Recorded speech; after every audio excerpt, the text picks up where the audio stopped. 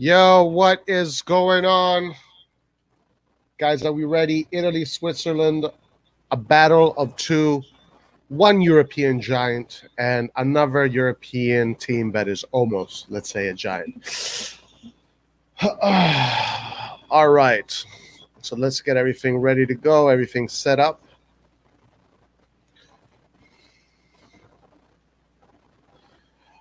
All right, let's look at the lineups. Let's see what we can expect.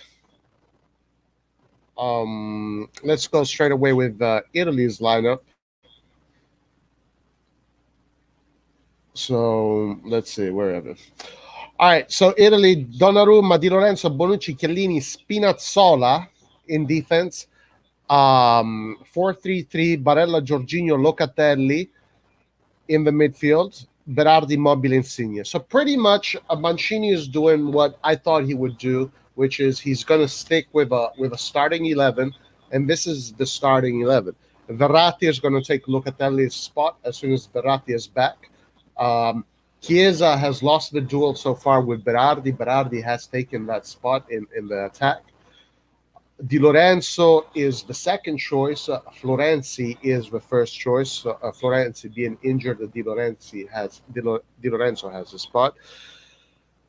So it's going to be a pretty interesting match. If we look at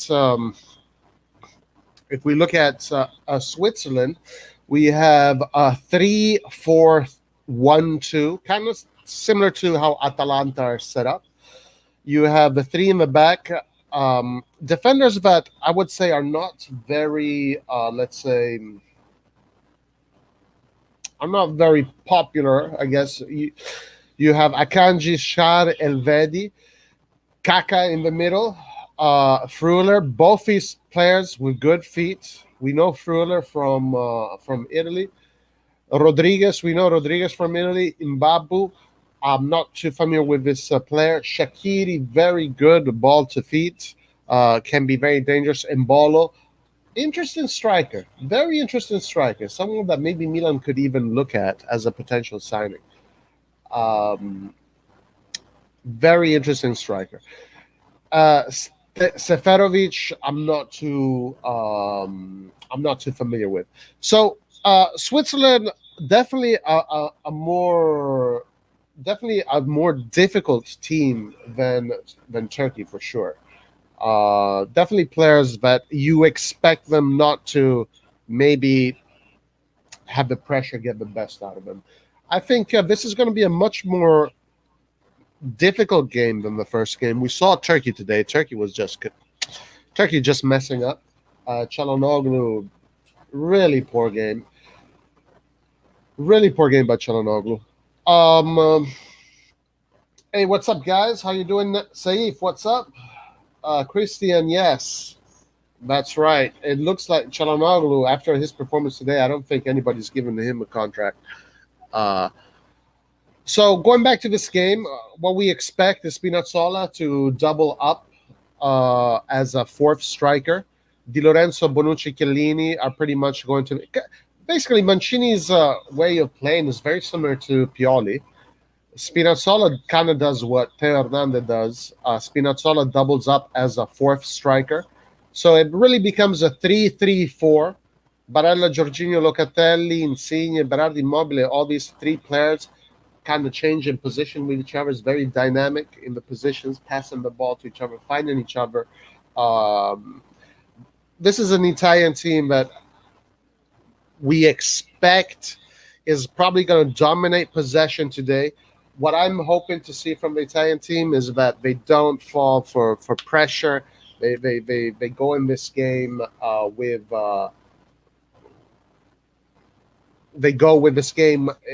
with confidence, because that is going to be the key. You know, Italy, these players are the Olimpico. They know the stadium like the back of their hand. All these players played in the stadium a million times. They know they can play. They know they're good. So I just hope that they go in the field with the right approach. No fear, good attitude, and make shit happen. If Italy starts to make shit happen, and Berardi, Mobile, Insigne start to be creative, then you'll see the Swiss team kind of retract and then it'll kind of be a game where the Swiss are going to play a catenaccio. But if Berardi, Immobile, and Insigne don't bring it from the start, then you can expect the Swiss to attack. You can expect the Swiss to attack. Okay. Seferovic. Yeah, so the defenders have to be very careful today, especially with Mbolu. No, sorry, Mbolo is going to be very difficult. So we're going to see how this Mbolo player does. Pretty much, we got to see how if he can break through Chiellini and Bonucci, and we have to see if Bonucci and Chiellini can defend against a striker that we did not have to defend against when it came to Turkey. Mbolo is a young, powerful striker that plays with speed. He's got dribbling, he's got charisma. Very interesting prospect, actually. Someone that maybe Milan should look at, because he's not. This seems to be his breakout tournament. So if Bonucci and Chiellini can close down this player and mitigate him and make sure that they just close, they don't even need to stop him. They just need to stop the players that pass the ball to him. Really, as long as he doesn't get on the ball, it won't be too much of a problem. Shaqiri, very creative. Mancini did say one of the best second strikers he's ever had, because Shaqiri played with Mancini. My prediction, I don't know. Honestly, I'm not going to give a prediction because I want to see how it all depends on the head. If Berardi, Immobile, and Insigne come in right away with confidence, with the thing that I hope, that with no fear, essentially, that's how I want them to play. If they have no fear, then I can start to make predictions. But if Berardi, Immobile, and Insigne play with fear and they get nervous and they start to get cold turkey in front of goal or in the box, then I don't know. This is a game that could end as a tie, guys. It could be a 0-0, could be 1-1. This is a game. It all depends on Italy's approach. It all depends on Italy's approach. If Italy's approach is the same approach as usual, then I'm expecting Italy to squash Switzerland in their own half, and maybe then I can give a good positive prediction about Italy.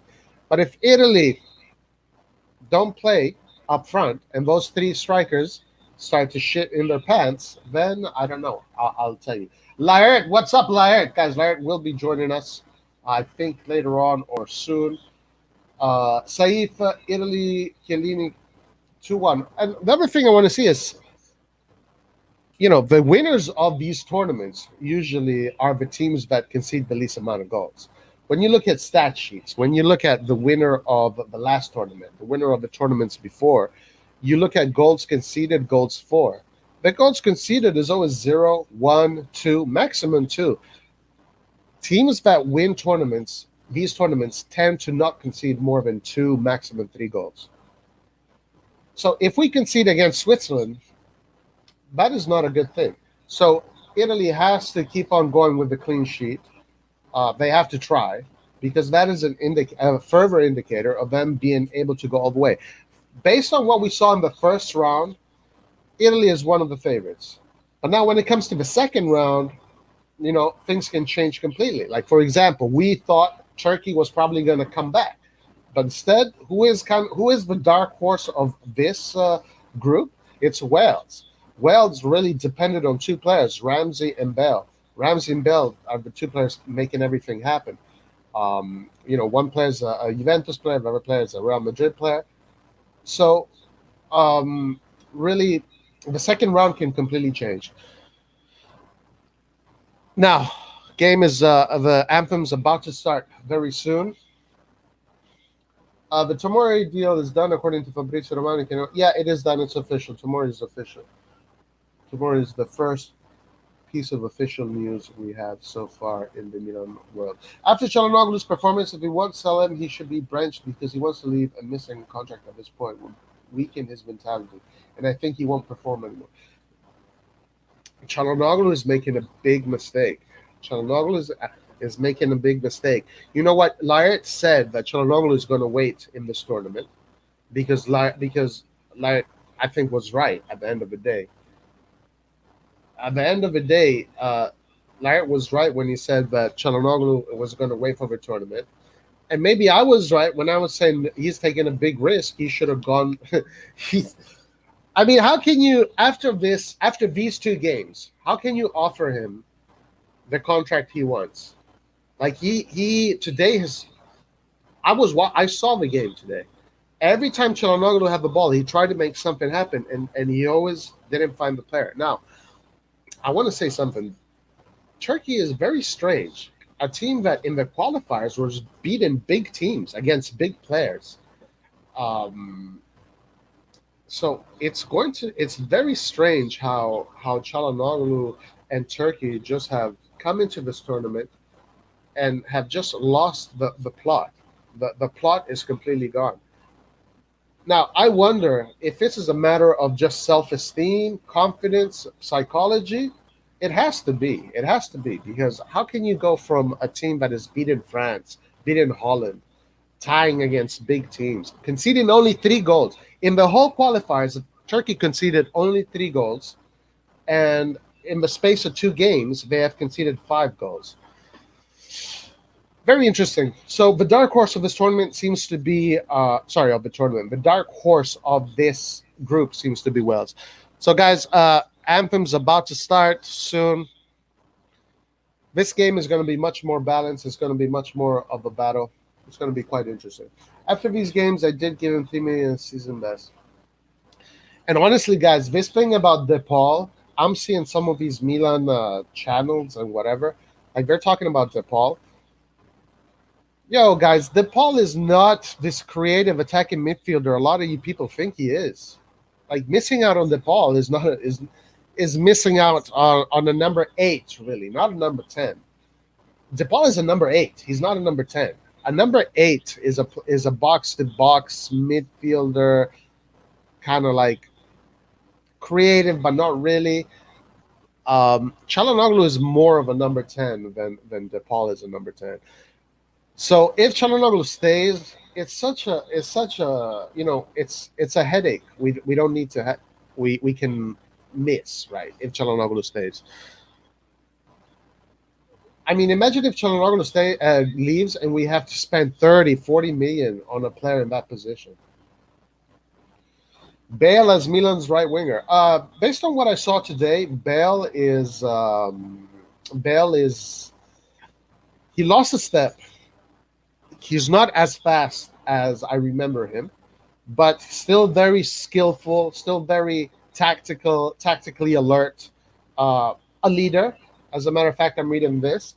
Fact is that Çalhanoğlu is not a leader. He's a child on social media, and he isn't passionate about Milan. What more possible ammunition could we possibly have?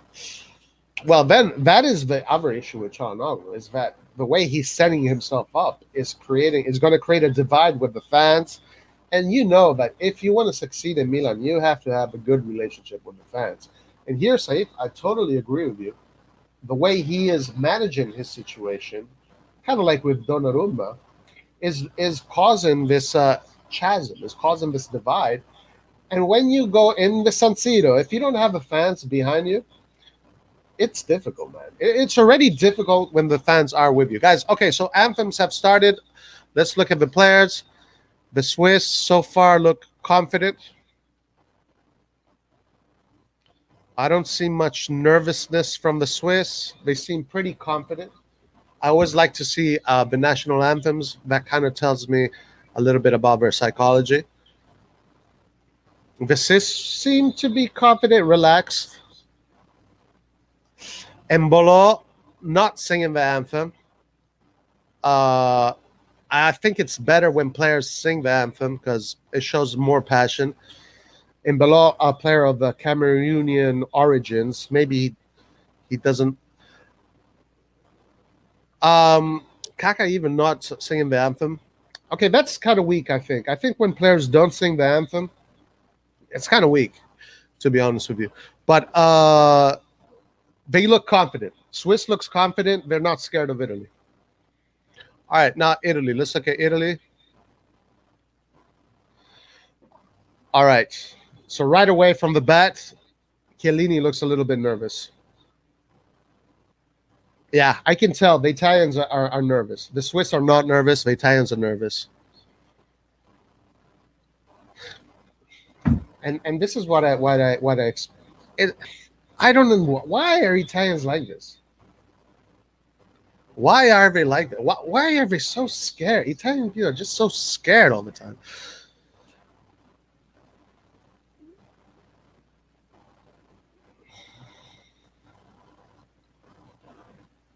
Yeah, I can definitely feel a difference between the first time against Turkey. The Italians seemed much more relaxed, much more uh, serene, confident. Looking at their faces this time, I can tell there's a pinch of nervousness.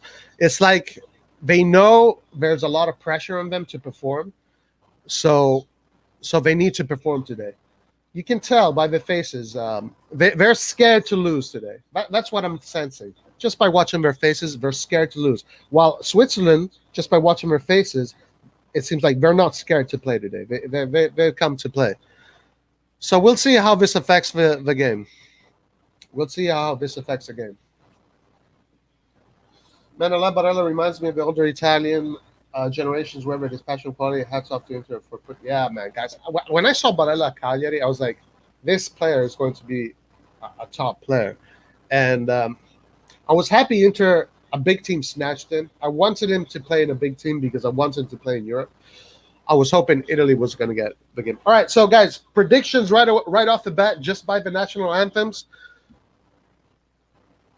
Italy looked a little bit nervous. The expressions in the face, they looked a little bit nervous. The Swiss looked very confident. Maybe the negative thing about the Swiss is you had some players that weren't singing the national anthem. I don't know what that means. Well, I know Kaka is Turkish, I think, and Bolo is so. If you don't have heart, guys, remember the three ingredients for these kind of tournaments is the feet, the heart, the head. If you don't have the heart, you're gone. You're gone. You're gone. So if you're playing for yourself and you're not playing for your fans, for your country, you might lose the heart. But we know that Italy, they're definitely going to play with the heart. The head might be obfuscated because they seem a little bit nervous. Therefore, the feet might be not as precise as the Turkish game. So this is what I'm sensing. I think I'm right. I might be wrong, but I think I'm right. Nonetheless, once Italy start kind of moving the ball around, I think then the confidence will come. I just want Switzerland to score 10 goals so they destroy. No, hell no. What do I want you to do? No, that would be terrible, man. I would not want. No, Donnarumma, guys, I have no grudges against Donnarumma. For me, Donnarumma is a human being, and I respect him. He made his decisions. I support him because he plays for the national team. Wherever he goes, I want him to succeed. I want him to win trophies. I want him to have a career that I think he deserves to have. Unfortunately, it didn't happen with Milan, but I'm not going to hold grudges with Donnarumma. All right, game is about to start. Let's see how these teams pan out. All right.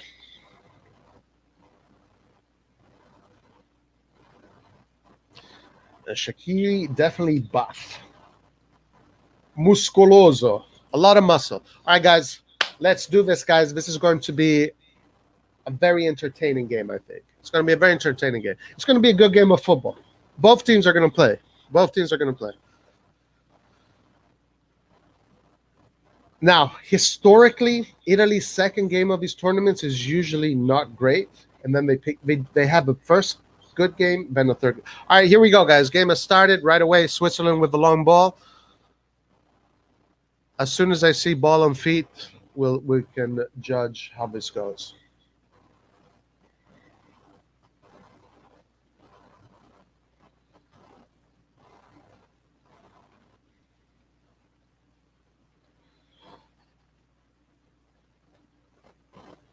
Yes, Saif, that is true. 100%. Zambrotta was the last time Italy had a world-class right back.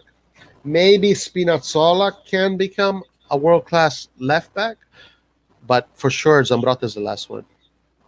Hey, no, no, no, guys. Calabria is the next one, guys. Calabria is the next world class right back. All right. Okay, so ball in the air right now, kind of going on physique. When it comes to physique, you have a lot of muscle there for Switzerland.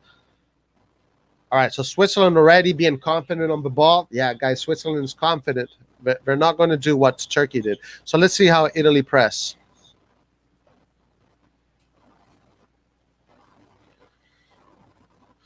All right, so, Switzerland moving the ball around. Now possession goes to Jorginho. Okay, you see, physically they're strong. They push Jorginho off the ball right away. Switzerland on the offense. So there you go. You have physicality. So the Swiss are do not fear the physicality of our midfield. As a matter of fact, our midfield, when it comes to physical, is not really 2006 Gattuso, kind of thing. But right away, Turkey Switzerland with the game. They're dictating the tempo right now. But now Italy has the ball. Let's see what they can do. Okay, this is what I want to see. If they are creative right away, it's game over. But come on, come on. No, that's not what I wanted to see. Berardi right away, taking his time. Yeah, the mind is not there. So let's see if they can settle in. Oh my God! Did you see the World second goal? How come was letting Bell pass it? Yeah, Bell. What a genius play by Bell in that last 2 minutes of the last minute of the game. He did the same move on one corner than the other corner. Incredible move by Bell. Abate in his prime was world class. Yeah, I thought he was going to become a world class player for sure, but I guess he didn't really get there. Right? Would you drop Locatelli or Locatelli? Because Jorginho is the central. Look at the Verratti is more of a mezzala box to box. All right. Okay. So now let's see. Italy is going to start playing from the back, and this is where we can see if they are capable to play the same game as last time, or if they have to change. I think Italy has already understood that physically this is going to be difficult. As a matter of fact, Donnarumma going with a long ball, that is unusual. You don't see Donnarumma. Guys, I told you, Italy looked nervous from the start, while Switzerland looked confident. And as a matter of fact, Switzerland right now is dominating the game, has possession, is making the passes, is winning the ball. Italy, always, this country always suffers from fear. I do not know why. Italian people are always so fucking scared. Like, what are you scared of? You guys have the feet, you have the heart, you know the stadium like the back of it. You should kill this game. But right away, you could tell that they came in with a little bit of fear. So now let's see if they can settle in. At the end of the day, the Italian school of football is always at high level, so they can always find a way into the game. The Swiss also do have a high level of football. Swiss just look bigger physically. They look like a bigger team. All right, so now the feet have to talk. The feet have to talk. Feet are not talking right now for Italy. We do have, right away, Switzerland showing their dominance when it comes to physique. We know what these kind of games are for Italy. These are the kind of games that become very cagey. When Italy plays against teams that are more physical than them, usually these games become very cagey. They become the classical Italian games that maybe are not so easy on the eyes. But let's see. Maybe things can change. If they start stringing some passes. Okay, right now, Italy with a little bit of possession, trying to establish a rhythm. Di Lorenzo looking for the nice ball. Okay, good job by Mobile to keep the ball in play. Di Lorenzo with a good job to keep the ball in play. All right, now Italy starting to hold the ball. Italy looking good right now. Italy looking like they are very confident on the ball. Not doing much, kind of sterile. Nice. Berardi coming forward. Good play by Italy. Very nice by Italy. Italy looking really good right now. Italy looking really good. Guys, Italy look really good there. Italy looking very good. If they can keep that, then it's going to be a good game. What's up, Eastbourne? How you doing? If Italy can keep that, because I could tell Switzerland there was kind of like, oh shit, you know. All right, Italy is straight away with the ball. Let's see if they can go straight in possession and dominate this game. Guys, we have an opportunity. Oh, 7 minutes in, I kind of feel like Italy has realized that, hey, yo, there's nothing to be scared of. Just play football, and it's okay. You know, if they just realize that, then everything is all right. Everything is all right. Okay, now here comes the physicality between the strikers. That's something we want to see. All right, now Switzerland. What is up, Khalid? What's up? How you doing, my friend? All right, Switzerland now with the ball. Switzerland trying to move the ball around. You can tell right away that when it comes to composure, the Swiss a little bit behind the Italians. I think the Swiss at this point know that physically they're going to be dominant, but just by those 7 minutes, you can tell the Italians are more technical. So that's a good thing. I'm doing good, my man. Thanks. What's your prediction? I don't know yet. I can't tell you right now. He's born. We'll see. I honestly don't know. I haven't really been able to read this game exactly. It's kind of been a roller coaster of emotions so far. Out of topic, but I absolutely love Notarini's comments. I saw that comment, and I agree with you, Saif. It was a really good. It was harsh. It was a harsh comment, right? He said that based on the way he has performed this season, Çalhanoğlu shouldn't be behaving the way he's behaving about his contract. All right, Di Lorenzo now throw in by Italy. Let's see if he can mitigate the physicality of Switzerland. All right, a lot of space for Spinazzola. Spinazzola with space to come forward. Spinazzola coming forward with the speed. Mbolo, nice, guys. We got to look at this Mbolo player. Very interesting player. Let's see if the high press can work. Yes, the high press works very well, guys. Italy's high press is working very nicely. And Italy now with the ball in Switzerland's half, in front of the box. Italy winning the ball fast. Very nice. That's what we want to see. Okay. Insigne in his special position. Let's see what he does. Insigne now passes the ball to Di Lorenzo. Di Lorenzo playing quite high. No, sorry, that was Barella. Now Di Lorenzo has the ball. Di Lorenzo to Berardi. Berardi to Barella. Nice 1-2. Barella-Berardi. Sorry, but okay, Jorginho moving to a wing position. Now Italy coming back, patient by Italy. Good. This is what we want to see. Patient football. All right, Insigne back to Chiellini. This is how Italy wants to play. Defending by holding the ball. This is what I tell my teams. You got to be patient. Even if it takes 10 minutes for you to find that channel, wait. It will come. Just be patient. All right. Italy finding Barella. Barella now. Barella with a nice pass. Ooh, almost. But Italy needs to come back. All right, now we can see what's going to happen with the runs. There you go. Embolo finding. This is where it's going to be very difficult. This is where it's going to be very difficult. Embolo is going to have space there. But he loses the ball. The defense does very good. But we do know that Embolo is going to have those kind of opportunities, and we want to see how they deal with those players. All right, now Spinazzola with the ball. Spinazzola coming forward with the ball. Insigne to Spinazzola. Spinazzola, nice 1-2. Insigne coming forward. Italy playing good football, guys. All right, Insigne going to Locatelli. Locatelli to Spinazzola. Spinazzola with a beautiful play. Come on, put it in. Oh, wow. Very close. Very close. Very good.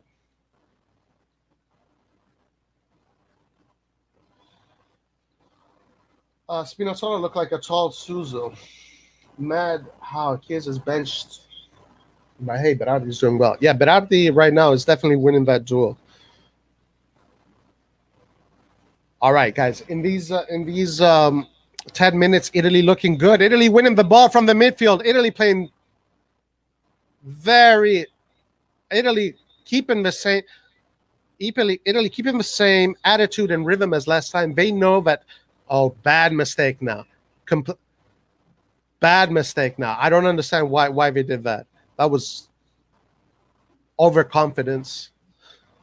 All right, now Switzerland moving the ball. Switzerland have realized at this point that they are not the most technical team. So it's going to be interesting. They definitely have the players to hurt Italy. But let's see how Italy does now. All right. High press from Italy. High press from Italy. Very high press from Italy. Very high press from, and beautiful press by Italy. Italy winning the ball in the midfield, coming forward. Italy in the box. That's where you got to be creative, my guys. That's where you got to show me something, Berardi. All right. Jorginho moves the ball across to Spinazzola. Spinazzola to Insigne. Insigne in his special position. Insigne with a nice dribble. Tried to look for the penalty, but definitely not a penalty. Italy now just keeping the rhythm of the game. Technically the superior team. Spinazzola finding it easy to go through. Okay, Italy now holds him the ball.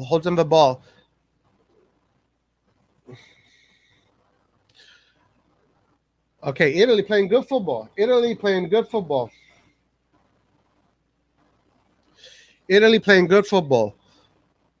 Nice dummy by Italy. Beautiful play by Italy. Italy playing very nice, composed, relaxed football. Very confident in their feet. Looking good.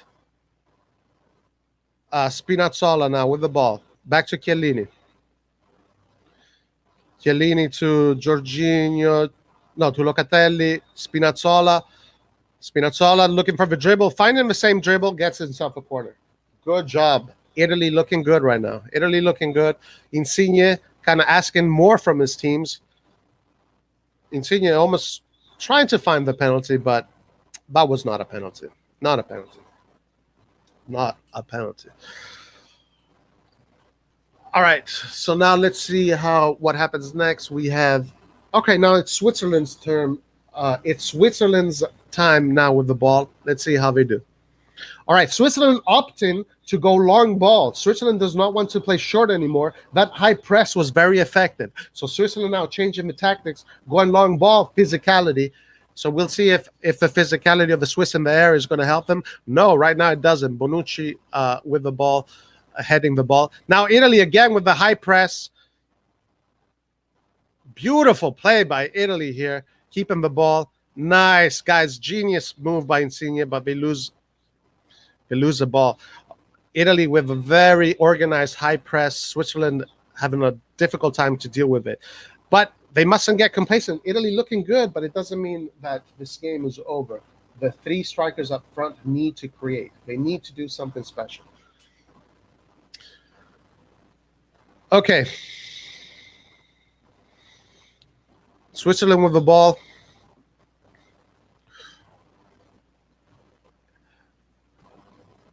Italy again with the high press. Italy again coming up with the high press.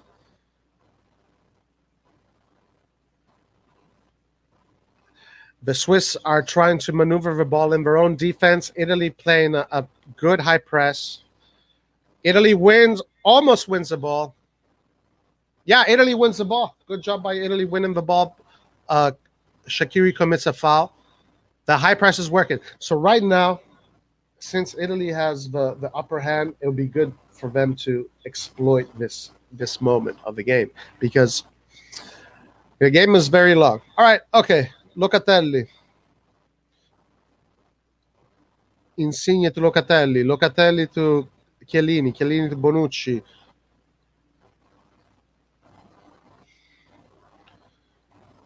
Italy slowing the game down. Walking pace. Control of the rhythm. This is what I always want to teach my students. You have to control the rhythm of the game. You have to be able to exploit space. That's how you slow down the game to walk in pace. Just by knowing where you are, knowing the space, and then the other teams always have to move into space. Very Guardiola kind of play. Okay, Insigne not coming forward.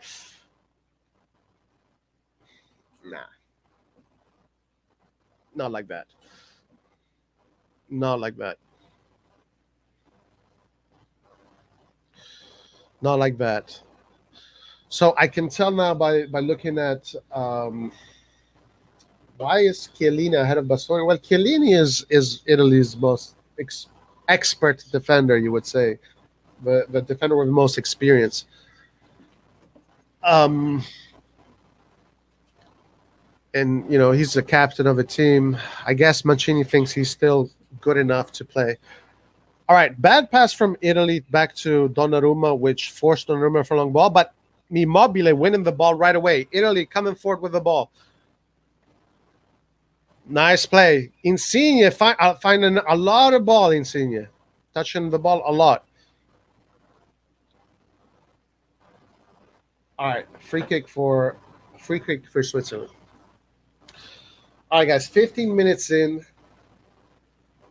Right now, it's looking good for Italy, but remember that Switzerland has dangerous players. They have this Embolo that is a very dangerous player. They have Shaqiri that is a very dangerous player. They have Chaka, very dangerous player. They have players that can create something out of nothing. So it's hard to make a prediction right now. This game is still open. It's still 50-50 as far as the result goes. All right, Italy now with the possession. Italy playing very tidy football, very precise, very tidy football. Spinazzola passes it to Insigne. Insigne, very interesting his position. Nice play by Locatelli. Italy doing almost what they want, but it really depends on. All right, corner. Oh, guys, we have a goal. I have missed the goal, but apparently Chiellini, the player ahead of Bastoni, just scored the goal. I have not seen the goal yet. I guess he's scoring from the corner kick. I'm behind, but Italy now has the first goal of the game. Good, very good.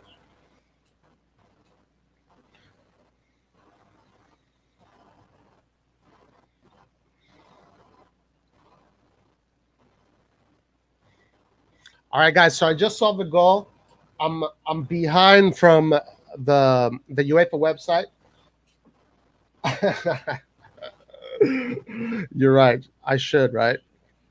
Because I'm behind it anyway.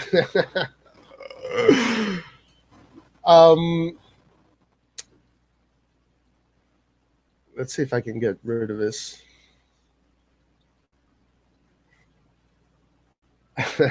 It is better if I see the goals. It's fine though. I don't really care. It's all right. But anyway, so Chiellini is scoring the goal. Nice. Chiellini kind of bulldozing two players. They kind of bumped into each other. Okay, looking good for Italy. Hopefully this is good for Italy. Hopefully Italy can keep this momentum going, and hopefully they can take it all the way. There is a goal check, so this might be eliminated. Let's see. It looks like it might be gone. Actually, I don't think it's a goal, guys. According to this, it's not a goal. Let's see. It looks like it's not a goal, so it's 0-0.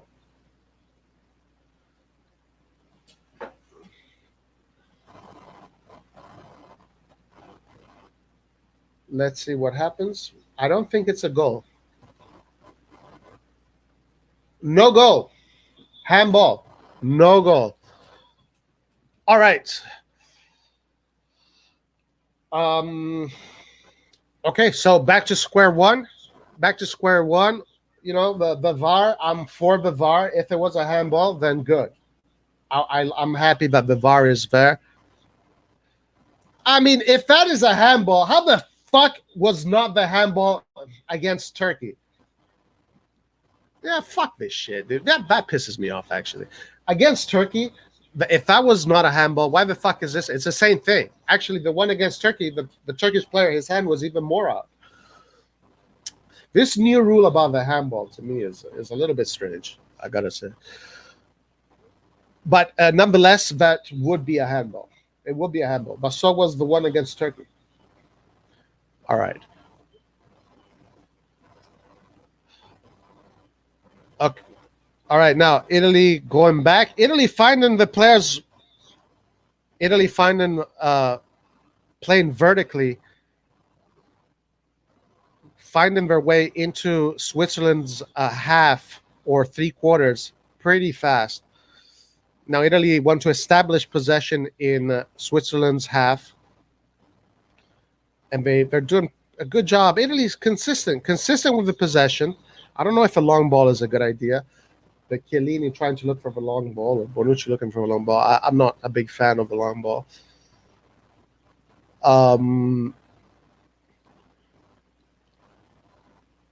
Yeah, if it's a handball, I think if it's handball, it's not a goal. That's fair. It's fair, and I'm glad the VAR exists to. But against Turkey, that shit was a handball too. So, all right, okay.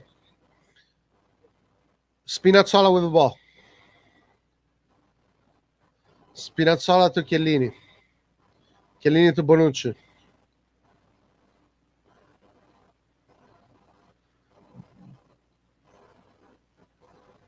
Bonucci to Immobile. Immobile, very nice. Playing like a center forward.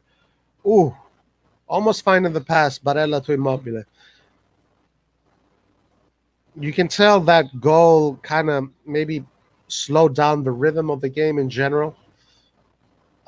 Switzerland now with the ball, trying to maneuver the ball from the back. That's how you set the rhythm for a game. You use your defenders, you use your goalkeepers, you use the space, and then you develop on that space. All right. Switzerland now. Let's see if they go long. Yeah, they go long. Oh, very dangerous position for Italy. Shaqiri with space. Looking for a cross. Nobody is there. Embolo. Yeah, Embolo gets to it. Embolo looking very good, I got to say. He's a very interesting youngster. All right. Ball safely in Gigio Donnarumma's hand. What's up, Carlo? Come stai? Forza Italia! Forza Italia, Carlo!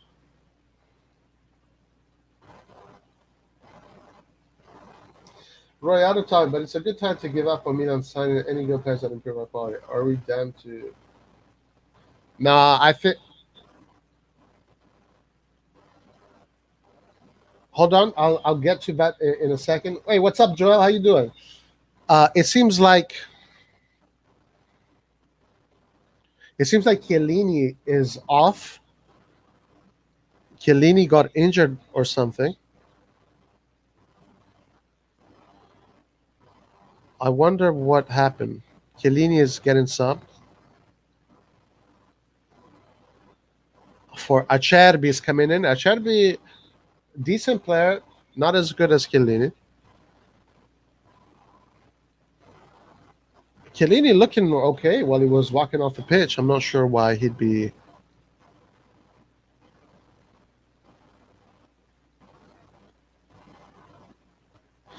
I'm not sure. I don't know why Chiellini was subbed out. Okay, right on topic, but it's a good time to give up on Milan signing any good players that improve.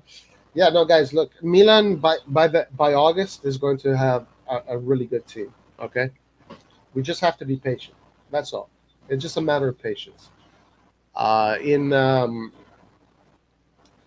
it comes to August, that's when we'll know. I'm sure Milan will get players that are going to improve the quality of the team. Like, there's no way that Milan is not going to do that. Absolutely no way. Yeah, it's too early for the transfer market, and it's yeah, and also like it's even the other teams. Oh, guys, we have a goal. I'm behind, so yes, this is good news. We do have a goal coming in. How behind am I? Nice play by Italy. Italy coming forward. Berardi coming forward. Berardi attacking the space on the right. Berardi looking great. What a play by Berardi, guys. What a play by Berardi. Locatelli with inserimento, finding himself inside. What a play by Berardi, guys. This is why we need Berardi at AC Milan. That is why we need Berardi at AC Milan, guys. What a play by Berardi, and what a play by Locatelli. Good job by Locatelli. Locatelli with the crazy first pass. Oh, okay. A 1-2 by Locatelli. Wow. Good eye save. I did not catch that. Good eye save. Wow. Locatelli now having two big games. I wonder what this is going to mean for Verratti. Well, let's see. Yeah, one-time pass.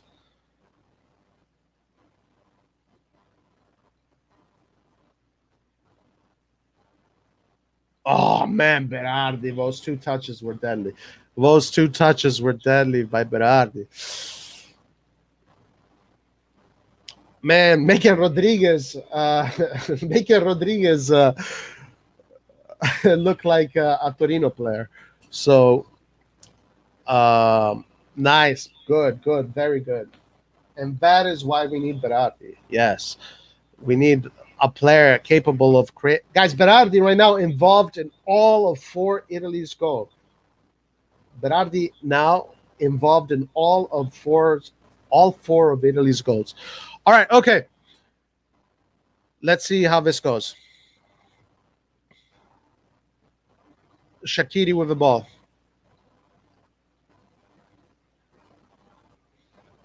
Let me see if I can fix the timing on my stream here. All right, I'm going to just reset everything here and see if that fixed the stream.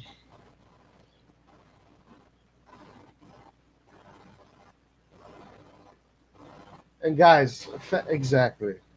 If Juve get Locatelli, keep it on the pala, fuck me, they'll be strong. And guys, Carlo, like Locatelli is a product of AC Milan. Like this team, Milan, pre-Maldini being in charge.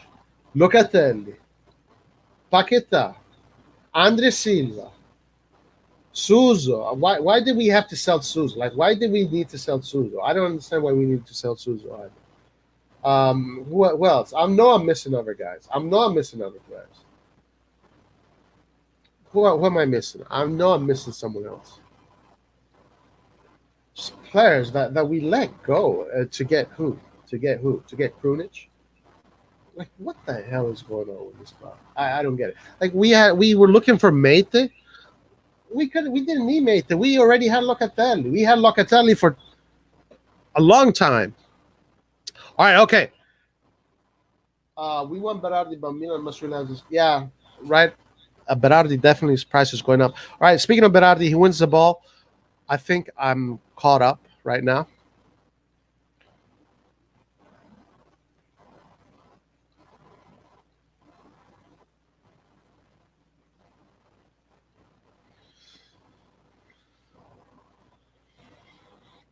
All right, now Italy with the ball. Jorginho slowing down the pace at walking pace. Acerbi to Locatelli. Locatelli to Insigne. Insigne back to Bonucci. Bonucci, his long ball. I'm not a fan of the long ball. I don't understand why Bonucci insists with the long ball. I really don't understand why Bonucci always insists. Like, be patient. Chill out, bro. Chill out. All right, Switzerland now playing from the back. It looks like Italy's press is not as obsessive as it was. Italy maybe trying to conserve a little bit of energy and luring. Guys, notice how Italy is luring Switzerland, and they're going to try and catch them on a quick break. While before, Italy's press was immediate, was direct. So here we see a switch of tactics by Italy. Let's see if it pays off, though. Because now you do have a lot of Swiss players in Italy's half, but they have good players. So you are luring them, but you're also putting yourself at risk. Italy get the ball back via foul. This team is still low ball in Brescia for Famiglia Fortunato. You think we would switch 30? AC Milan become cheap fox. We're pushing hard for Giroud only because he's free. Look at Locatelli making those Pogba passes, breaking the defense. And we only kept Tomori because he's a center back, and I'm sure the manager didn't want to disappoint Maldini. I hope Maldini can fix all the stupid decisions that these people have been making these past years. In Maldini, we trust. Good news, though. Tomori is official. That is good news. All right. Okay. Back to the game. Italy now. Switzerland with possession, moving the ball in defense, trying to find some kind of rhythm. Italy now kind of stepping back as far as high press, even though I think they shouldn't, because they can win the ball back. Yeah, definitely less press from Italy, allowing Italy in this moment, allowing Switzerland to play from the back. But Italy is still high, still playing high. Okay, Switzerland move the ball to their left. Embolo, no. Okay. Yeah, Tomori is official. Tomori is 100% officially an AC Milan player. So today was the first big signing for AC Milan. And they're going to start to trickle in, guys. It's going to be today is official. Maybe next week we're going to have another. I think Tonali should be official soon. And then the new players are going to start to become official. Remember that even the other teams around Italy, no one has done anything big yet. Murata actually has renewed with Juventus, so that is official. But as far as anything big in Italy, nothing. Even Hakimi is not really official yet. Hakimi leaving Inter. All right, Insigne with the ball. Insigne sending Immobile into space.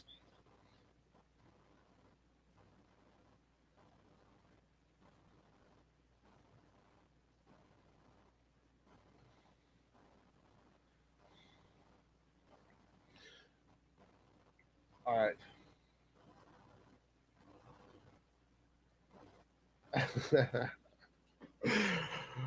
I'm gonna keep it for now. Isbor.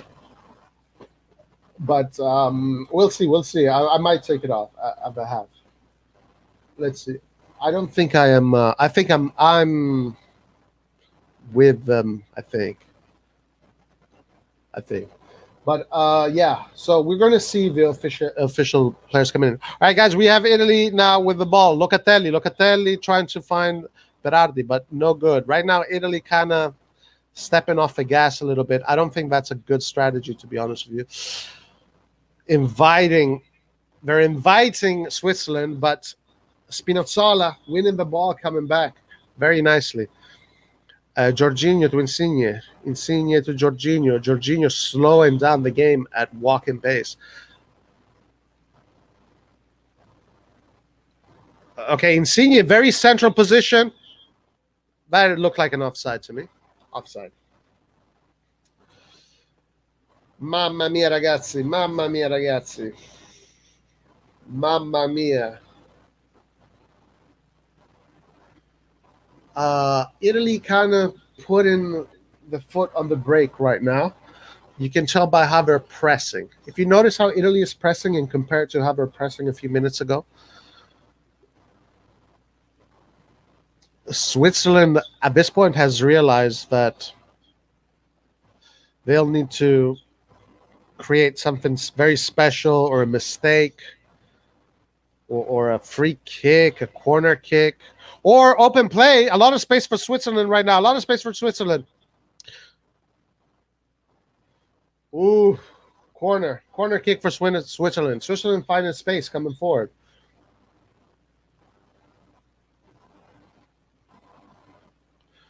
Good defense by Di Lorenzo, but fuck, that was open.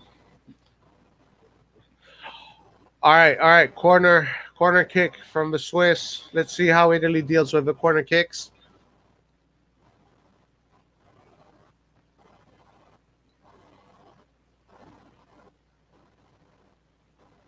Very poorly. Very good job by Insigne. What a freaking beautiful play by Insigne.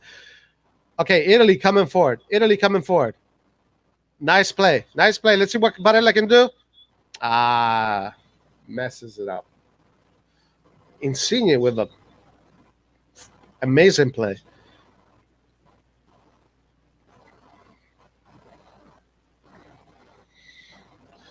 All right, Rodriguez with the ball. Goes to Chaka. Possession 52-48. Switzerland now just touching the ball in their own half. In our half, sorry, Italy's half. Trying to slow down the game. Trying to see if anything can happen. They're making mistakes. They're making a lot of mistakes. Oh, Insigne is a freaking... What a player Insigne is. What a player Insigne. Mamma mia, Spinazzola, ma che cazzo fai? Spinazzola, ma che cazzo fai? Ma che cazzo fai, Spinazzola?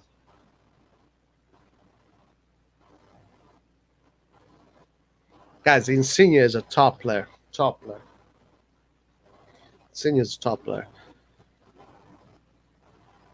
What the hell what did he want to do? I know what he wanted to do, but... All right. Okay, yeah, guys, I'm with the timer now. I'm with the timer.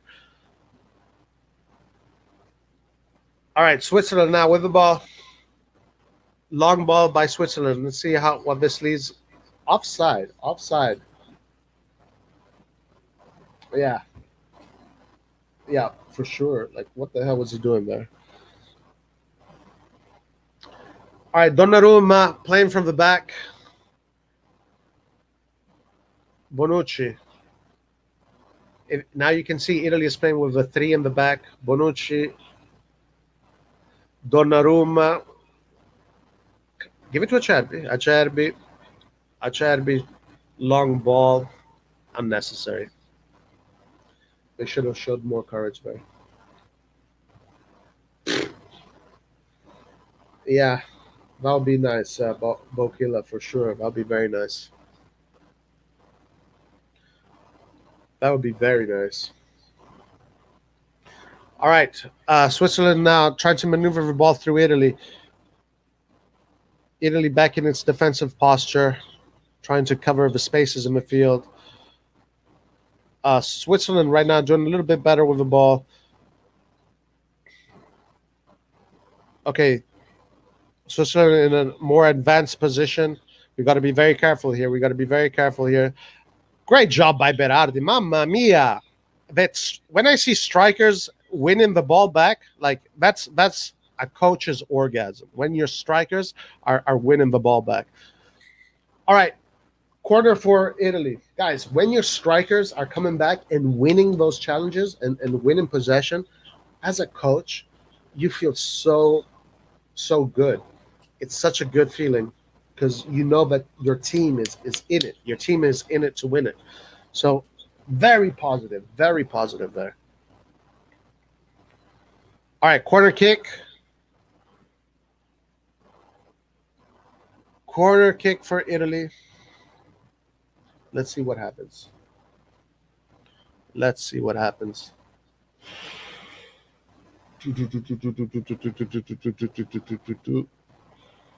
All right, Insigne with the ball. Berardi in an awkward position, I would say. Beautiful pass by Berardi.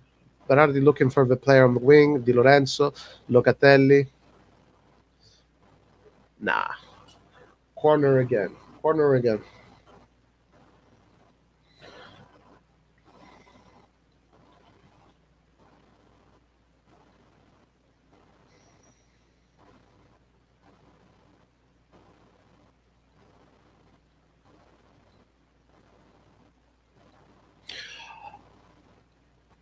All right. Corner kick.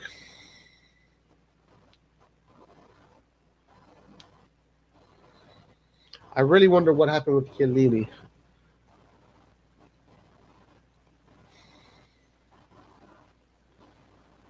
Okay, Jorginho back to Spinazzola. Spinazzola to Jorginho, Jorginho to Bonucci, just playing, waiting for the team to organize. See, that's what Jorginho does. He waits for the team to organize. And now everybody is in their positions and they can play their network of passes. Okay, Italy going forward now. Jorginho, Jorginho, Jorginho to Immobile. Oh!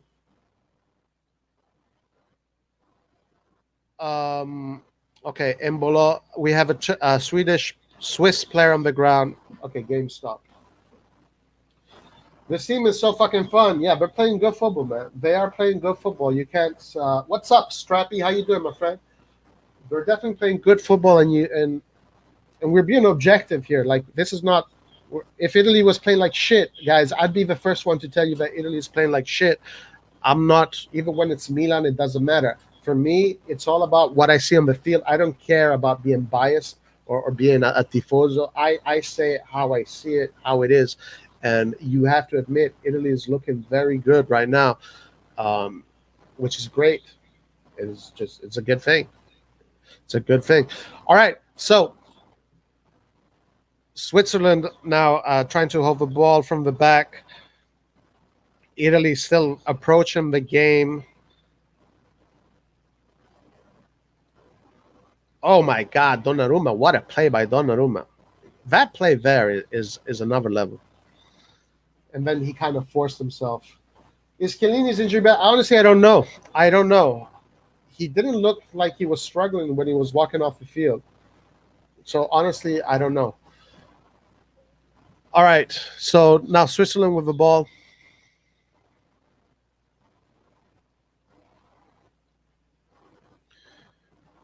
Switzerland holding the ball in their defense, just moving the ball around.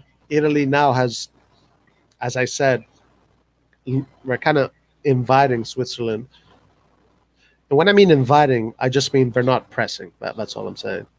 I'm not saying they're purposely inviting them. They're just not pressing. And we're just waiting for the right moment to get the ball, which then leads to fast counterattacks. Rodriguez is a turtle. What's up, Yash? How you doing, my friend? Okay.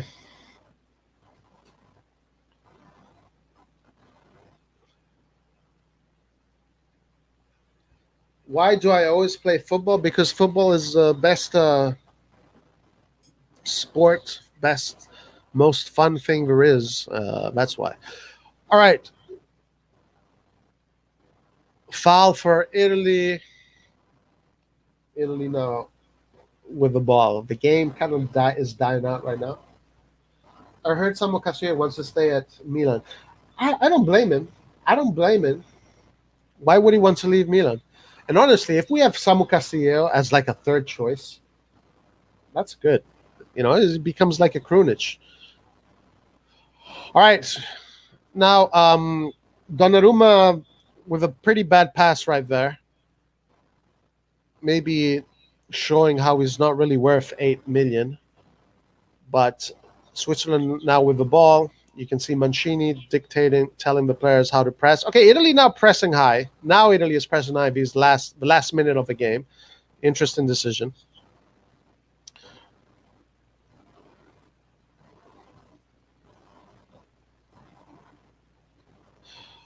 Interesting way of defending by Acerbi and Mbolo, holding his shirt.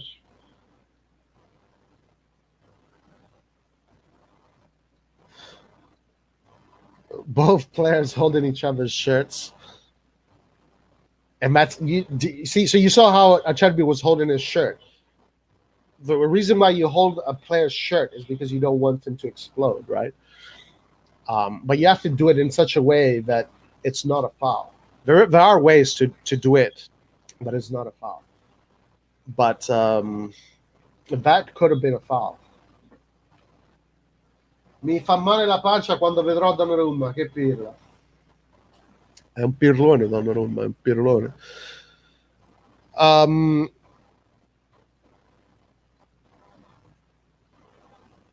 Okay, Chaka with the ball. Chaka, Shaqiri. Shaqiri going back to the defense. Italy closing the space as well. Nice. Good job. But good win by the Italian midfield. Insigne with the ball. Insigne has been looking confident this game. Let's see what he creates. Oh my God, that was terrible. Just awful. Now they're kind of getting complacent. That was a complacent way of playing. Okay, Berardi to Jorginho. Jorginho to Insigne. Insigne to Immobile. Immobile, good job. Well done not losing the ball. Italy playing patient. Ooh, good read by the Swiss player. This is where they have to be careful on the counterattack. Last minute of the game, Italy has to be careful of these counterattacks. Nice by Di Lorenzo, expertly done by Di Lorenzo. Lets the ball go out. This is intelligent play by Di Lorenzo. He let the ball go out. Now the time is going into second half. Moments like these are very important. Like Leao wouldn't have done what Di Lorenzo done. That's the difference between some of these players. Experience. Those moments like that are so kind of like pointless, you would think, but so important in the grand scheme of things. All right, halftime. Very good by Italy. We give Italy a high grade so far. I think they have been able to, let's say, stop Switzerland. Switzerland finding it difficult to play through Italy. The problem is that Italy has a lot of technique on the ball. So if you can't match that technique, you're going to be submissive the whole game. Like a team like France probably wouldn't suffer Italy's technique, because a team like France has the same technique, if not more. All these teams with a lot of technique that are capable of holding the ball are probably not going to suffer Italy's possession. But this so far, one round in, next round to go.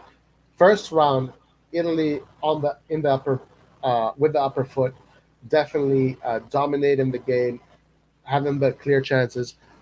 Now it's three players on the score sheet, an own goal. Berardi involved in all four goals. Berardi so far involved in all four goals. The own goal against Turkey, the pass to Spinazzola, but then he took the shot, and then Immobile scored. And then Berardi in the goal, winning the ball back in the last goal against Turkey, winning the ball back in the midfield, passing it to Barella to Immobile to Insigne. So he's been involved in all four goals, and today with a really nice assist. Berardi's stock going up. I love Ronaldo more than Messi. Ronaldo may be more of a leader than Messi, while Messi more technically, Messi is better. I would say Ronaldo has more character. He's more charisma. Ronaldo can put a team, over his shoulders, can lift the weight of a team over his shoulders with his character, with his personality, and his goals, his intelligence, his at this point, Ronaldo's an expert goal scorer. When it comes to football, though, Messi is the genius. When it comes to football, Messi is a genius. Messi is a player that can, Messi is football. But Messi does not have the same charisma, does not have the same leadership qualities that Cristiano Ronaldo does. And that's where Ronaldo edges Messi. But when it comes to football, Ronaldo can be sloppy. He can make decisions in the midfield that, for example, he might lose the ball in the midfield. He might do a dribble that he doesn't need to do. But instead, Messi, every time he has the ball, he's always going to do the right thing. But at the end of the day, if you do, if in a game you can carry your team with your personality, with the way you run. You see, the thing about Ronaldo is a fighter. He's going to fight till the end. Messi is going to stop. If things don't go his way, Messi just stops and he stops fighting. But we're talking about, the two best football players of the last 20 years. I think you would maybe give the extra step to Messi just because Messi is football. Messi is football. Messi plays football the way football should be played. Um, but Ronaldo has that personality. That personality. Ronaldo is built this way throughout hard work. Messi's just born of that. Yeah, Ronaldo is a hard worker. He's very dedicated, very disciplined. He's got a killer instinct. He's not scared. Ronaldo is a player with no fear whatsoever. And I wish Italian players would be more like that, to be honest with you. Ramos is leaving Madrid. I would still take him at Milan. Imagine tomorrow. Interesting. Interesting. If Ramos has what a, I mean, honestly, guys, this whole season Ramos was absent the whole season.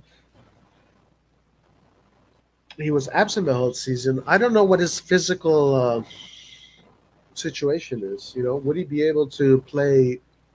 Would he be another Ibrahimovic? Would he be a Mandzukic? Because these big names, they sound appealing.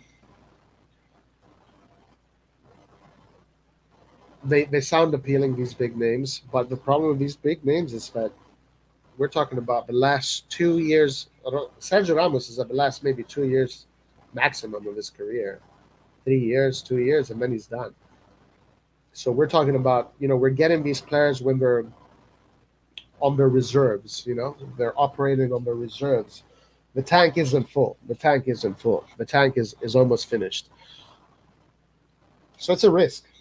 It's a risk you take when you get these kind of players. Ibrahimovic, I mean, he missed half the season. Mandzukic is the same age as Ramos, huh? Mandzukic didn't play a game. Yeah, we would be selling shirts, but we would. I mean, if Ramos comes in and he's healthy, fuck, guys, I'm the last person complaining. I'm just saying that you have to weigh the pro and the cons, and you'd have to imagine that if Sergio Ramos did not play less than 10 games this whole season, you think something is not there, something is wrong, right? But yeah, good news. Tomori, officially an AC Milan player. So Tomori, I'm sure he feels good. I would buy that shirt. I mean, it is a nice shirt. It is. You have to respect the man for sure, and his football. You have to respect his football. But anyway, I wouldn't put Tomori or Kara on bench since they performed amazingly well throughout the season, and it's my Lord more. Yeah, Tomori and Chiara were solid as fuck. Let me go to some Milan news. Let's see if there's anything coming out here.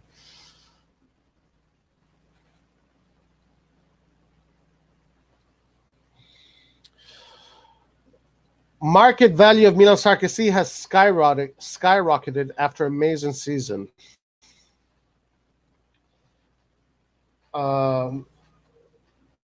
So let's see what Kessi's price is.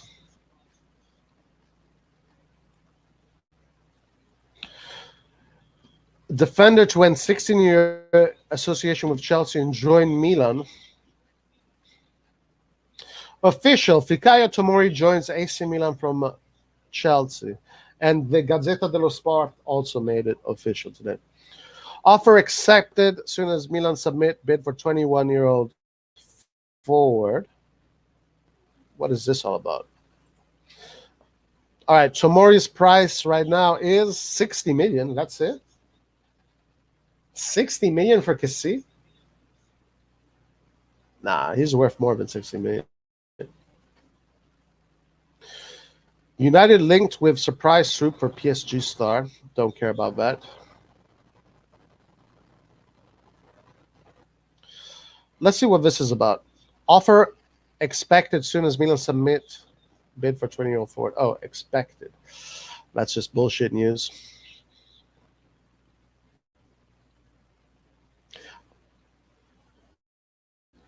Okay, so Icardi seems to be a target for Milan, Roma, Juventus.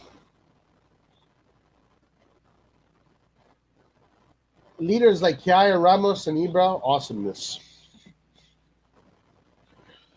Pioli keeping an eye on the market while on vacation.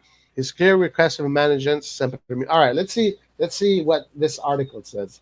Clear requests to the management. This is gonna be fun. Kjaer at some point of the season might get injured or needs to rest, considering the load with no adequate rest after involving in the Euros at his age. So a player like Ramos would be a decent one. Yeah, if Ramos, guys, if Ramos is healthy and Maldini has probably learned from the Mandzukic deal, and I'm sure they learned from the Ibrahimovic thing as well. So if they think that Ramos is physically good, then yes, guys, of course, Ramos is a world class player. Like, we want the best in Milan.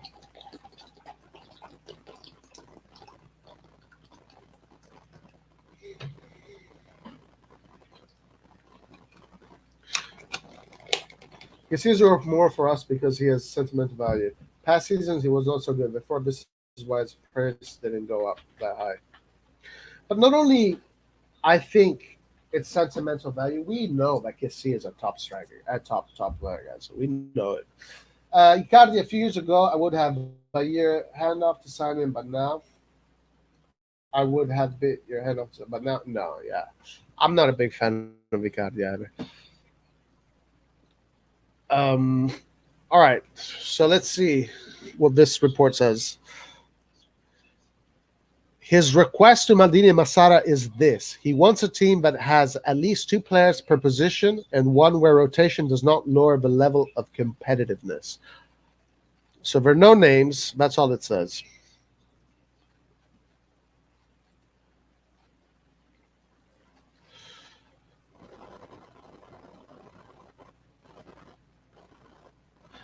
Milan wants to beat Atalanta to Hellas Verona star. Guys, this is a new one. This is a new one.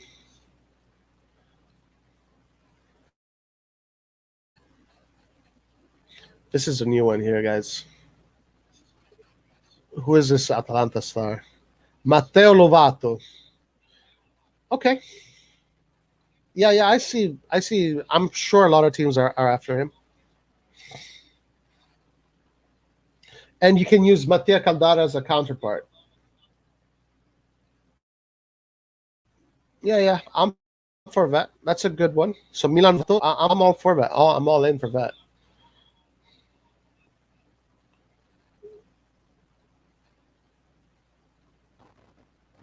Milan wants Real Madrid, Barcelona, and Man United trio on loan. What? What is this, guys? I'm telling you, these guys, man. If anyone from Sempre Milan is listening, apologies for being in that. Oh, okay. So Dalot, Firpo, and Brahim Diaz.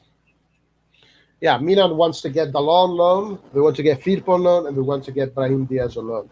All 3 players. I don't know Firpo at all, to be honest with you. So I'm not going to judge Firpo. But Dalot and Brahim Diaz, I'm all in. All in.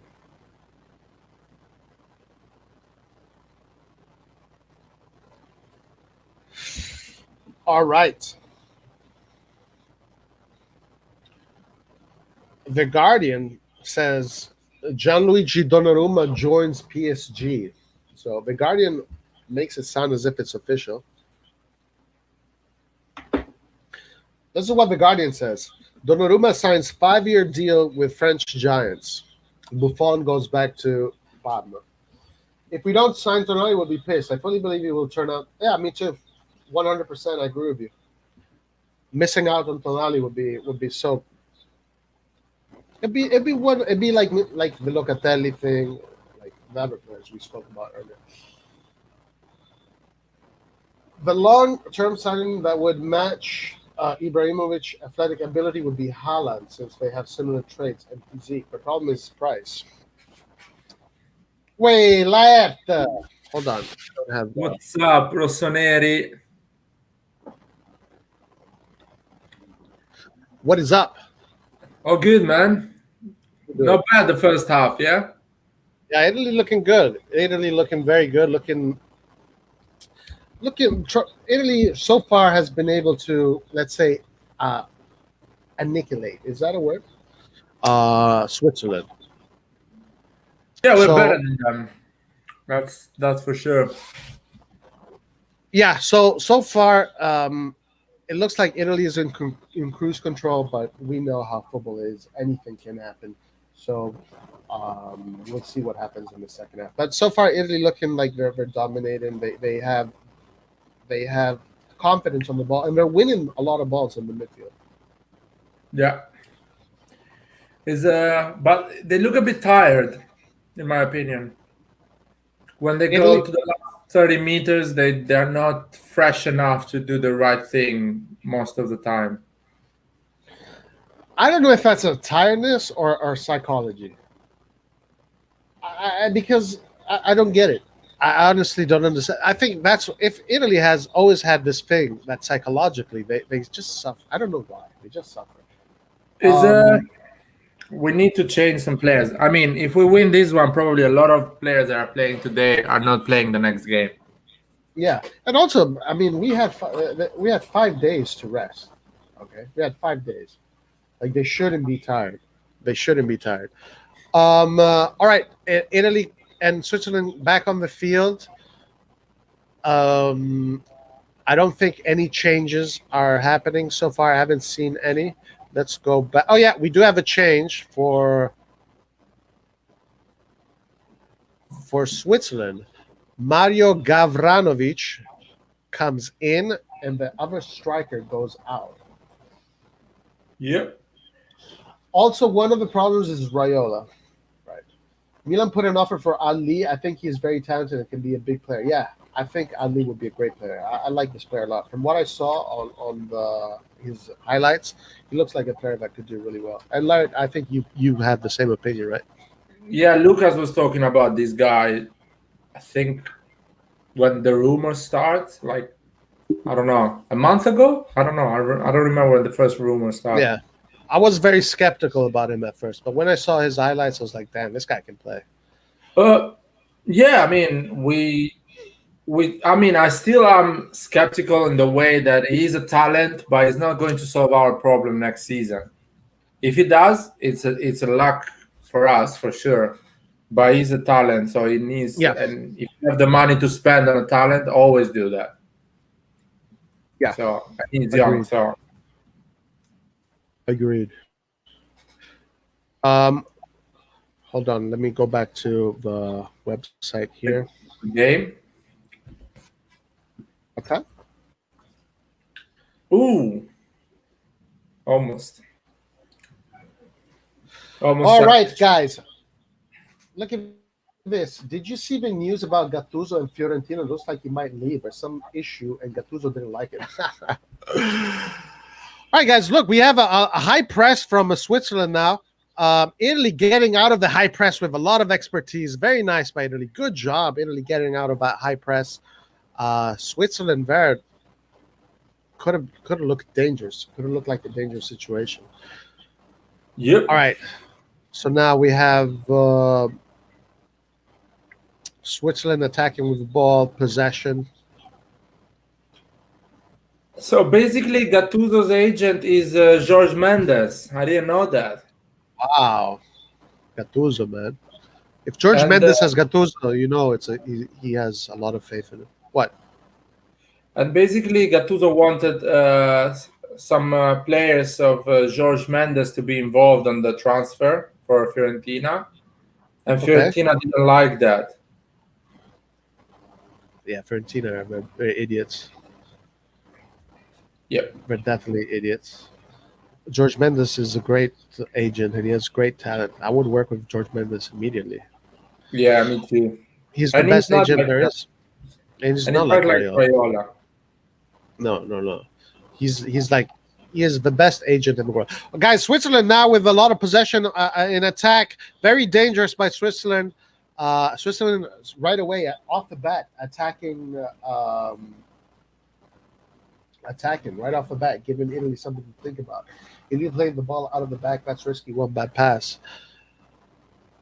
Yeah, it was nice to see that they have the confidence to do that. So for sure, it looks like Switzerland is going to try and get something out of this game. They're definitely pushing hard. I think they probably spoke to each other in the half and said, "Look, we just have to go get it. We have to give everything. We have to just try." And it looks like that's their approach.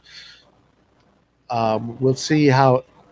Acerbi doing a very good job with this Mbele so far. Mbele so far has been kept silent, which is good, but also says a lot about the player itself. Let's hope Mbele is kept silent through the rest of this game. Embolo. Embolo did not sing the national anthem, and neither did Chaka. Chaka, Turkish player, Embolo, Cameroon, a player from Cameroon. Both of them did not sing the national anthem. Jaka is Albanian, I think. Oh, he's Albanian. Yeah. Oh, okay. So both of them did not sing the national anthem. That was very interesting.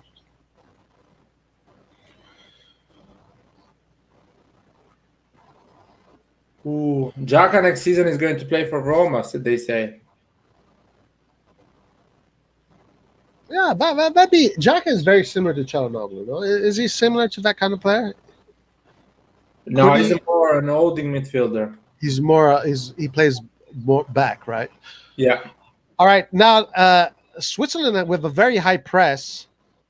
Switzerland has decided to do a high press right now, which leaves a lot of space for Italy. And Italy can exploit that space. They have a lot of talent. Locatelli had a great chance, mess it up. Locatelli angry with himself because he knows that Italy right there had a crazy chance. Okay, foul. Tomori is official, Laird. Tomori is official. What they're saying about Tonali? Tonali should be official. That guy, the same person that said Tonali should have been official yesterday, is saying that Tonali should be official. He said either tomorrow or today, something like that. Bale made Chala look stupid today for that last goal. Embarrassing. Bale, did you see the game? Wales against Scotland? I saw the highlights. Yeah, Bale at the end of the game, very smart, very intelligent, very creative, cunning, a fox. And quick, by the way, straight away. Yeah, he doesn't have the pace he used to have, but he's still rapid. He's still fast thinker, right? And he still have the explosiveness. And maybe he lost something on the long sprint. Okay, Italy coming forward. Italy with a lot of space. Italy with a lot. It's a 2 goals, guys. We have 2 goals. Locatelli with a second goal. Let's see what happens. The board is showing us that Locatelli scored a second goal. That looked like an offside to me. Let's see. Locatelli with a shot. Oh, what a goal by Locatelli. Mamma mia. Cara. Guys, Locatelli, born and bred at Milanello, and fucking who decided to get rid of this player? Who was it? I don't know, man. No, ma questo non è forte. No, dobbiamo prendere Mate. Ma questo non è. Ma vaffanculo, figli di puttana. Siete bastardi. We had a fucking top player that came out of our Milanello, and we let him go. Fucking idiots.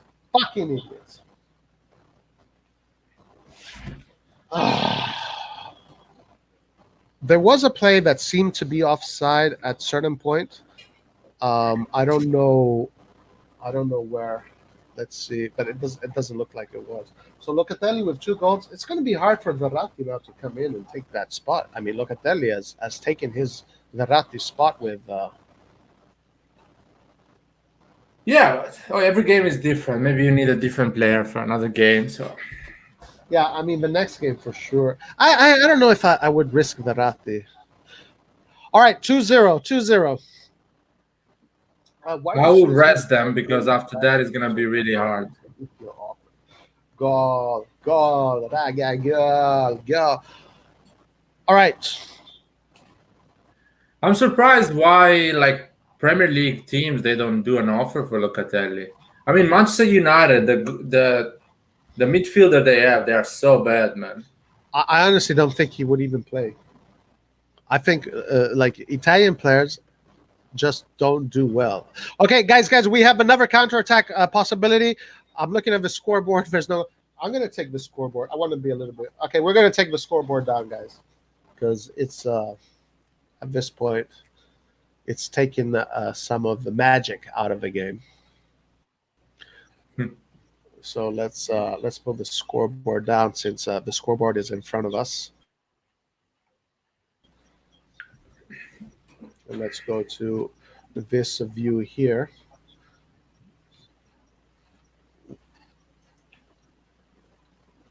Let's take the scoreboard down. Oh, eccoci. All right. Okay.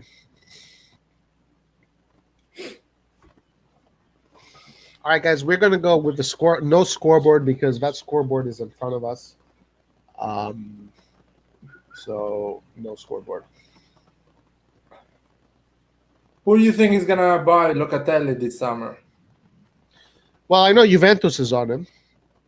Today, I think his brother, I don't know who his brother, I guess his brother's his agent or something. His brother had an article today on the Gazzetta saying that Locatelli's a Juventino and he wants to go to Juve. So there you go. That's not true. Right? That is not true. Can't risk wrestling. Oh, stupid, man. Like when I read that, I was like, what?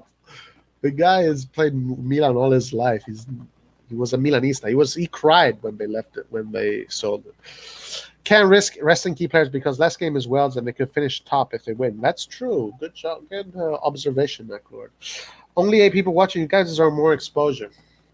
Well, we'll see. Hopefully the channel grows. And we'll get more exposure. We're putting in the work. We're trying to do the work. Well, what I would say that before the Euro started, we had decent traffic. I mean, always 40, 50 people. That was nice. Yeah. I mean, this is a Milan channel. And exactly. People want to, and a lot of the people that listen to this channel, to be honest with you, are not Italian. So they don't give a fuck. They don't give a shit about Italy, to be honest with you. But when it comes to Milan, we have fans all over the world. And so, yeah, so it is what it is. It's okay. Sassuolo running the show for Italy. That's true, man. Incredible, huh? Incredible. That's insane. I mean, Berardi has always been a great talent. Yeah. Since the age of 18. Do you remember when he was playing always the age of 18? Sassuolo. Yep. He's always been a big name. He's going this summer. You know what I mean? Yeah, for sure. But Locatelli, the last 2 years, he came out strong, I would say. Yeah. When he was with Milan, he was... He was a talent. He was a talent, but he wasn't established as a player that could have become potentially what he has become. Maybe because he has played with... Maybe because he has much more space. I don't know. When you have talent, you win the space. Yeah, you need to let them grow and play. Do you think Locatelli can play as a number 10? I don't think so, yeah.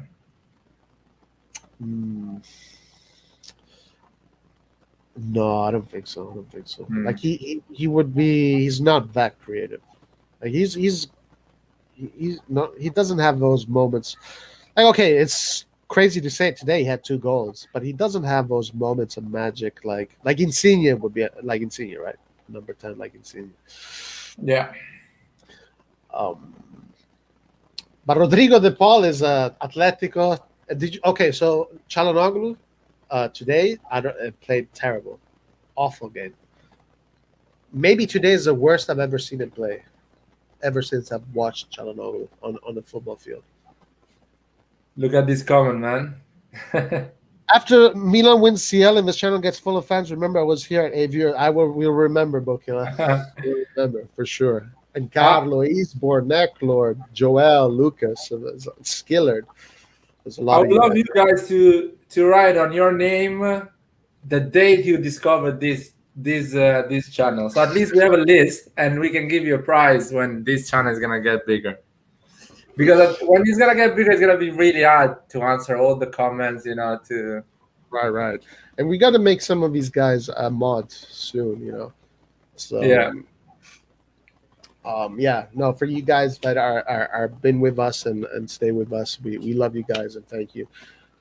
Yeah, when Milan comes back, this channel is going to start rolling again, and of course Ari is going to start doing his reviews again. People love Ari's reviews, and those bring in a lot of people too. Right now, I guess RossonARI TV is in somewhat of a holiday, focusing on the Euros, trying to bring in some market news. But I think we've realized that this market transfer stuff is. I mean, Well, Laird, this is the thing. We have to decide: do we participate in this fake newsery, or do we just call it out for what it is? It's just clickbait. There are most of them are fake news. And me and you, we did a review about the poll, and me and you said it's not good enough for AC Milan. The price is never gonna happen for AC Milan with that price. So at least we can say our opinion, if it's fake news or not, and if it's going to happen or not, is our opinion. Just to have a view of some old school Milanisti. Yeah. And I'm listening to and I was watching some of these channels that these Milan channels where they're journalists. These are real journalists. These are real journalists, like that work in that industry. And they're so disappointed that De Paul is not coming to Milan. It's like, dude, shut the fuck. What are you disappointed about? They think that De Paul is Maradona. Exactly, and they really thought he was close to AC Milan. That you'd be disappointed. I never thought he was so close to sign with AC Milan. I don't know why they get so disappointed. They just where you and I disagree is that I think Milan wants Çalhanoğlu. I think you said you think they don't want Çalhanoğlu. I think they want Çalhanoğlu. That's where you and I maybe. We're gonna know this probably in a year or 2 years when people are gonna write books and Maldini is gonna say it. We never won him or something like that. After this tournament so far, Çalhanoğlu looks like he's not getting any nice contracts unless he does something special in the last game. I mean, to be fair, 3 million a year, that's a nice contract, man. I wish I could sign something like that. Right? Exactly. Yeah. I mean, he's making 2.5 million, and the club is offering you 100% more. The club is offering you 100% more. What the fuck are you waiting for, you dumbass? You dumbass. You're fucking playing for Milan in the Champions League, a team with 7 Champions League, a team that fucking loves this tournament. And you're fucking trying to... Guys, Italy playing Italy very good playing out of the back. Man, Italy playing very beautiful football right now. Beautiful pass, almost. Guys, we have an opportunity. Let's see what happens. Mistake by Berardi. No, mistake, by Berardi. Barella to Jorginho.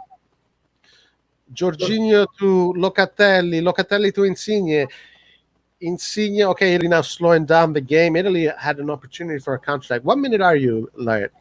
Oh, I'm really behind. I'm minute 60, 50, 61, basically. Like a minute before, probably. Anyway, what about this news? Some people were saying that Juve is going all in for Locatelli. No, I'm not sure about that as well. I've been hearing this for a long time. I think they do want Locatelli. I don't know if it's the fans that want Locatelli or it's the club that wants Locatelli. I think Juventus will go all in for Locatelli if they get rid of few midfielders. Yeah, that's the thing. If they don't get rid of anyone, it's going to be really hard for them to afford Locatelli. Or maybe they're going to find a solution with Sassuolo. And I've also heard that Pjanic might be coming back too. So I don't know. I think Juve is probably trying to look for Locatelli. Whether this is going to happen or not, it's not so sure. Guys, I compliment you with a really nice comment here. The channel is great, guys. Next year will be big for you, especially with us back in the Champions. I'm looking forward to next season. Watch along. Yeah, me too, man. That's going to be a lot of fun. Cannot wait. Cannot wait for those Champion League nights. Ah.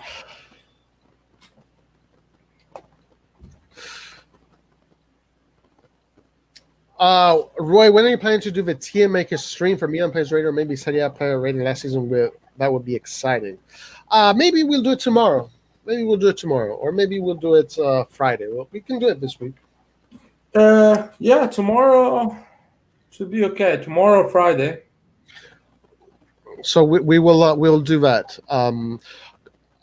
We will do a tier maker where everybody gets involved, and we'll make it nice and raunchy too. You know, mine was very kind of PG.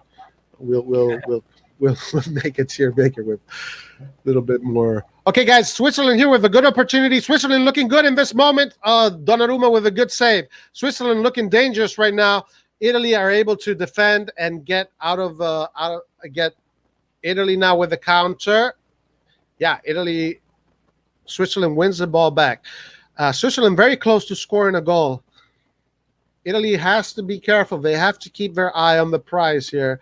They cannot afford to get complacent.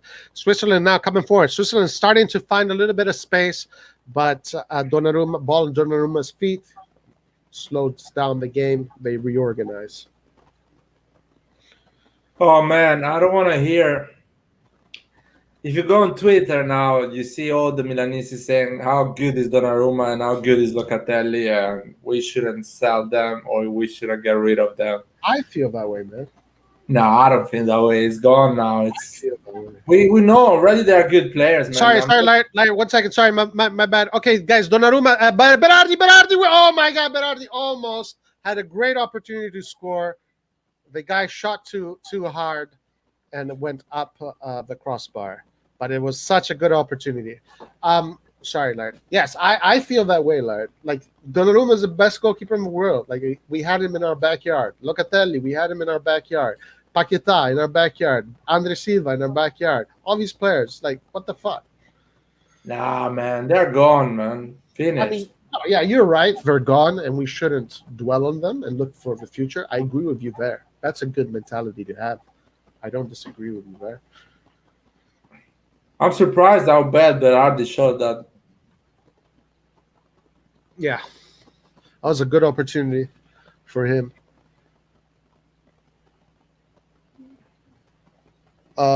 All right, ball back to Donnarumma. 65 minutes in, and no substitutions. Yeah, he needs to change some players, man. It's too new. Some players needs to rest a bit. I would say Chiesa can play really well instead of Insigne in this type of game. There is enough space for him. Yeah, definitely. You can put Chiesa in there. You can put Bernardeschi. You have Bellotti. You have options in the front for sure. Yeah, as a matter of fact, I definitely see a sub coming in. Someone is getting ready. I think it's Chiesa. Number 14, Chiesa. Yes, Chiesa getting in. Either for Berardi or Insigne, one of the two. Let's see who Mancini decides to go for. Donnarumma with the ball. Let's see. Spinazzo, Acerbi, Insigne, Jorginho. Jorginho finds Insigne. Insigne goes back to Jorginho. Italy now establishing rhythm and possession. Bonucci, Di Lorenzo. Mancini playing just like Pioli, where the right center back doubles up as a central defender, 3 in the back, and then the Teo Hernandez of the situation, Spinazzola. Nice play by Insigne, almost finding Immobile. Ball back in Switzerland's feet.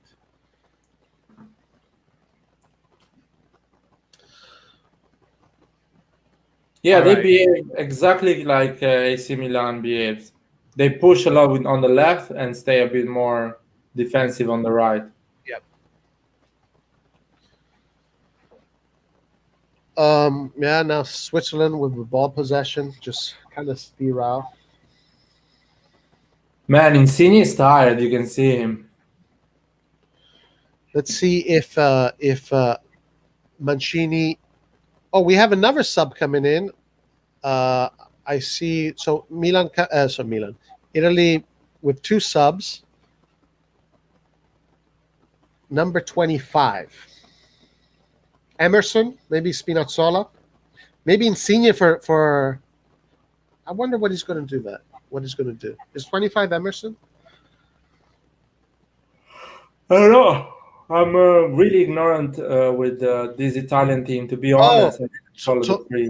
Toloi, the Brazilian, Oh, the Brazilian defender the from Brazilian defender, Atalanta, yeah. Atalanta. So I wonder who's. I wonder what he's going to do here. I wonder what he's going to do here. Probably he's changing Bonucci, maybe. Yeah, Bonucci. Definitely maybe a tactical change, maybe player for player. We'll see. Right now, the game has become very, very spread open, not as organized as it was. All right, and Light was correct. Insigne coming out for Chiesa. So now Chiesa is going to go on the right, and let's see who Toloi is coming in for. Toloi is coming in for Berardi. Okay. So what does this mean? Is this a 4-4-2? Maybe they're going to change. I think it's a 4-4-2. Yeah. I think it looks like they might change the formation to a 4-4-2. So let's see who is going to be where. Who is his option for instead of Berardi when he needs to attack? Bernardeschi. Please. Unfortunately, it's not good enough, man. Better Toloi. And it's a good way to give some minutes to everyone so they can actually say I got the medal. Yeah, but Toloi is a defender. He's not an attacker. I don't know if he's a right wing defender, right back defender. I'm not sure. Does he play like that Gosens kind of position in Atalanta? Yeah, I think. I'm not sure. Yeah, I'm not sure either. All right, let's see. Let's see what it looks like. So Chiesa on the right. Okay, yeah. This looks like a 4-5-1. This looks like a 4-5-1 from what I'm seeing right now. Maybe a 4-4-2. Maybe Chiesa then becomes a second striker. Let's see who's on the left. I want to see where is Toloi. I think Toloi is playing right back, and the right back is playing a bit more for the... Yeah, exactly. That's exactly what happened. So Toloi now is right back. Di Lorenzo has moved up as like a winger, like a more defensive winger. Yeah. So now Italy playing defensive. Italy going more in a more defensive posture. Oh, so Italy right now basically with a 3 in the back, 3 central defenders in the back. At least Toloi looks like a central defender physically. But anyway, yeah. So similar situation. So Di Lorenzo pretty much just took Berardi's position. That's really what changed. Okay. Jorginho with a long pass to Di Lorenzo all the way up close to the box. Di Lorenzo winning the ball. Good job by Di Lorenzo. Oh, he should have passed the ball, Di Lorenzo. That's why he's not a striker. He had a great opportunity for an assist, but he went the selfish route, tried to get the glory, and did not go his way. Immobile is working hard, man. He runs everywhere. Yeah, Immobile, very good target, man. Guys, Switzerland with an opportunity to score. Switzerland with an opportunity to score. Great defense by Italy. That's what we know Italy for, those great defensive plays. And I guess there was an offside. Yeah, there was an offside. Mamma mia, ragazzi, che angoscia. No, man. Is everything on control? Don't worry. Yeah, I know. It is true. It does look like everything is under control.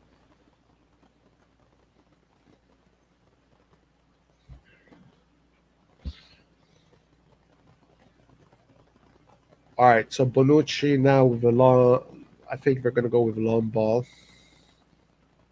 Oh, my God. What a fucking play by Bonucci. And then Immobile, just fucking like an idiot, misses the opportunity. What a pass by Bonucci.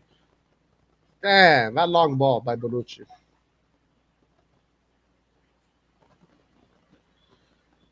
And great stop by Immobile. Great stop by Immobile. If we had more money, we would have hijacked Lazio still their best players. I don't get how their top players are still there.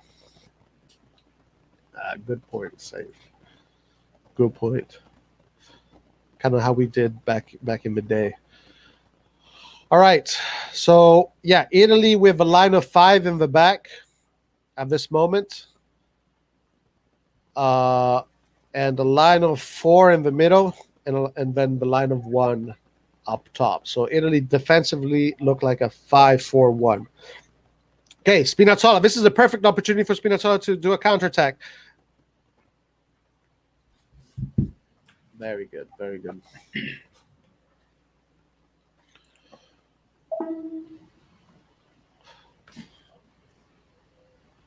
Okay, Acerbi. Acerbi on the ball. Acerbi to Spinazzola. Sorry, to Locatelli. Locatelli to Spinazzola. Spinazzola to Chiesa. Chiesa, a few touches on the ball. Locatelli just looking for the options. Ooh, Jorginho using his physique, winning against Rodriguez. Rodriguez showing why he's not a Milan player tonight. That's kind of evil to say. But Berardi kind of really got the best out of Rodrigo earlier. Barella is gassed, can't walk anymore. Yeah, man, even Spinazzola is tired. He needs to change these players. I understand he wants to seal and win it and rest all of them this next game, but I was watching the highlights of the game of all the goals they scored in the qualifiers. Dude, I mean, there are players that are not available to this team that were Zaniolo. Zaniolo scored some amazing goals. Okay, guys, we have a counterattack for Italy. Italy coming forward with Chiesa with a beautiful play to Immobile. Oh my God, Immobile missing his opportunities. Immobile, if he keeps on missing his opportunities, it's going to go back to that banter. The player's not good enough for international football.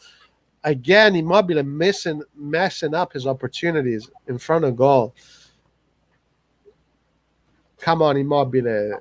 Now they're going to start talking crap about you again. And nice play from Chiesa. Yeah, very nice by Chiesa. All right, so we have a substitution by Switzerland. Xhaka. Okay, so yeah, I see Xhaka's position. So Xhaka plays very deep. He comes and collects the ball very deep and then brings it forward. Nice ball from Xhaka. No, it doesn't make it through. Okay, so 75 minutes. I see another Italy player warming up.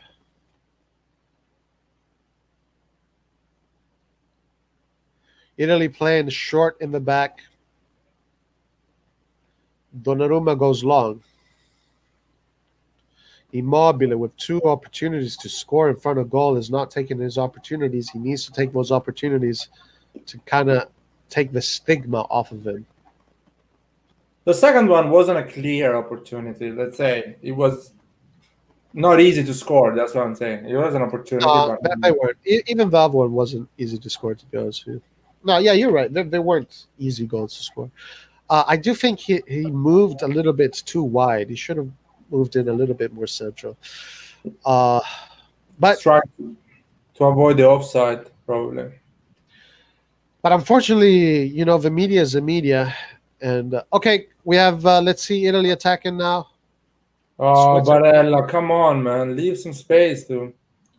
I'm a bit behind. Ciro only does in the Serie A, exposed a big international stage in the Champions. Well, but he's safe. He's playing a great game, bro. Like, he's playing a great game. He just needs to score. But, to be fair, he didn't have chances. He had these good chances, but it wasn't super good chances to say, okay. Yeah. But I like it.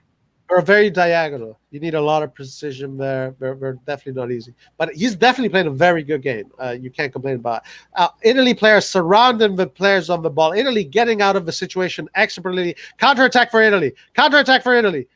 Chiesa. Chiesa messes it up completely. Chiesa makes a mess out of it. Defensively, Italy looking very good. Barella on the ground. What is the word for Barella in English? Uh, I'll tell you right now. It's like those beds, right? Those beds, those medical beds or whatever. Exactly, those medical beds.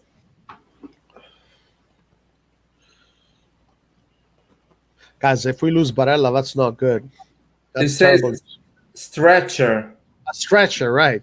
So, in case for the people that don't know, Barella in Italian, translated to English, is a stretcher.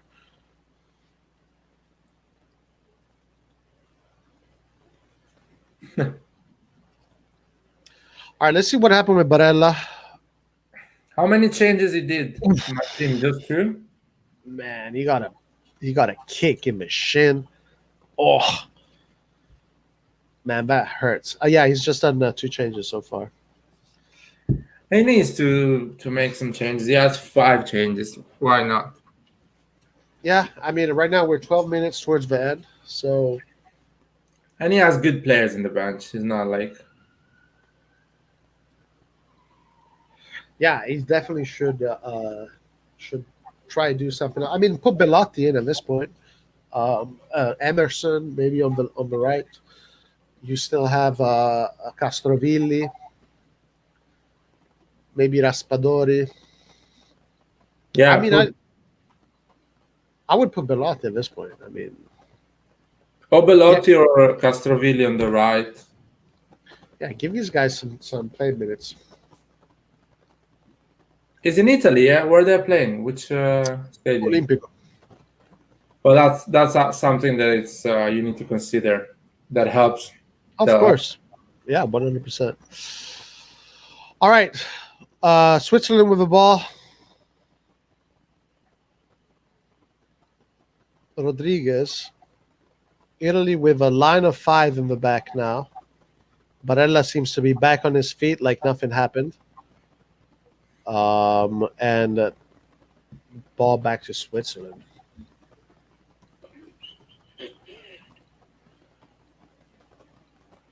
Okay, Switzerland attacking. Italy closing the spaces. Italy looking good the way they close all the spaces. I hope this Italian team inspires the Serie A teams to play this kind of football. I mean, we play like this, man. We just don't have enough good players on the attacking side. But that's our position. I definitely agree with you. This is basically how Milan plays football. Yeah, we just lacking those quality players on the wings. Yeah. Actually, we are better than Italy defensively, in my opinion, and less quality in a. I think we're better than Italy. Yeah, I would agree with that. Less quality. Italy has a lot of quality in the midfield and the top 3. Yeah, I mean midfield, same. They have more quality, but less.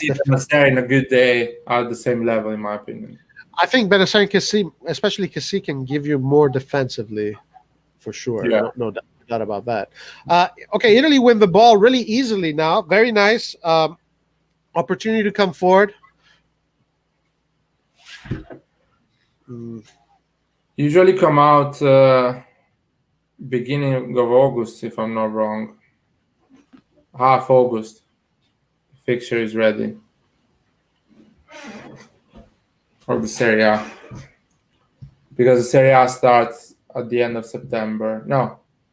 Beginning of September starts the Serie A. I think no substitution. 81 minutes in, guys. Still 2-0.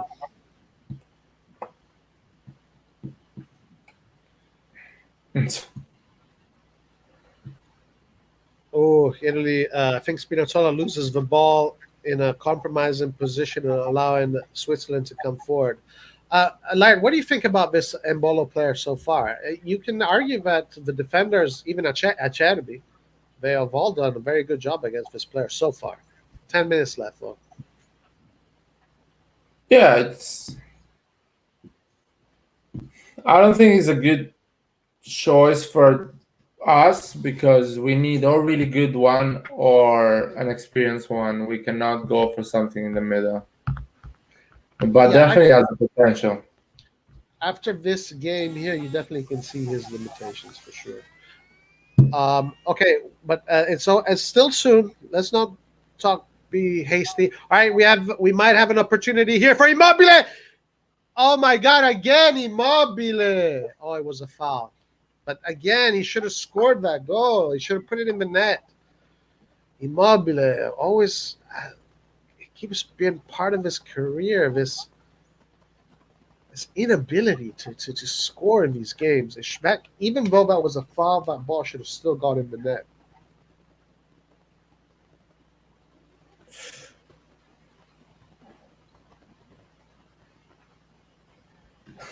Oh, ref. Oh, oh.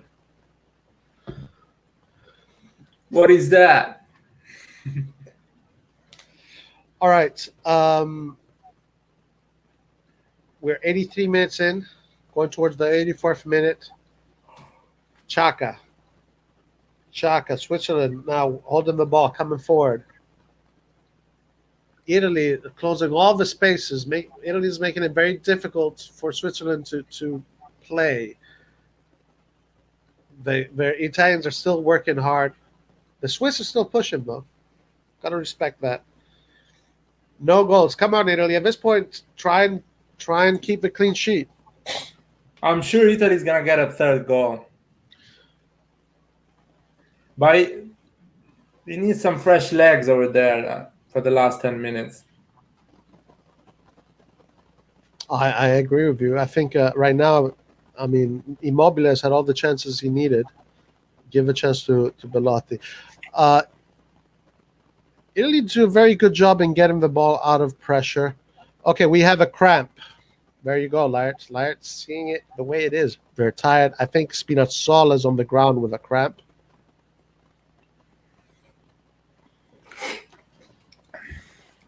Belotti and Cristante. No, Pessina. That's a good one. That's a good one, Pessina. I didn't know Pessina was in this team. I thought Pessina was out of the team. So he made it in the team. I don't know who got the injury at the last minute. I know it was Pellegrini, but I thought it was the player that was going to come in instead was Castrovilli. To AC Milan, man. All the Primavera AC Milan in the field, man. Yeah, right. Cristina, Cristante, Donnarumma, Donnarumma. For one time, we did a good job, but we don't have none of them. Exactly. The one freaking time that Milan, well, not the one time, but when Milan, you create these players, keep it. Okay, standing ovation for Locatelli. 2 goals. Definitely man of the match at this point. Again, man, the Chinese ownership did a massive hole in the ground, in the water, we'd say. Well, look, all this talent thrown away like this. And right. Yeah, other player around Italy and Europe. Yeah. That's the Chinese ownership. There you go. And who was that? Mirabelli, Fassone, right? Yeah, they was running the club, the Chinese ownership. They bought Rodriguez, and so, all right, hold on, guys. Okay, 86 minute in. 86 minutes in. A lot of fresh legs now for Italy, so you would expect Italy to press high and maybe score a third goal. They definitely can. They definitely have the players right now and the energy. Pessina, man. Good for him. Yep. All right, so Chaka playing deep. Moving the ball. Few minutes left to this game.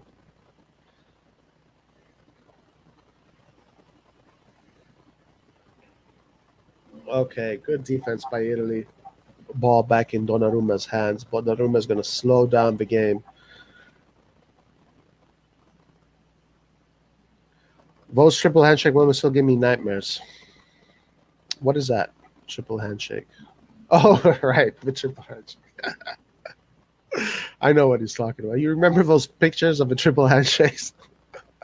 No, what is that? When they would get a player, they'd have a Fasone, Mirabel, the triple handshake. Oh my god.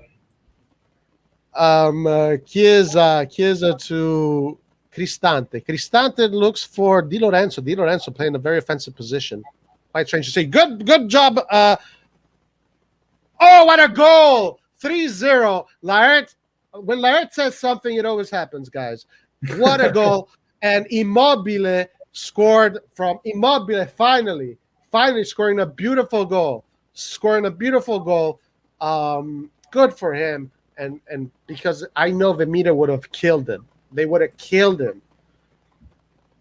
That was a great goal, man. That was a great goal. Immobile is a good player, man. Yeah, very good player. Top player.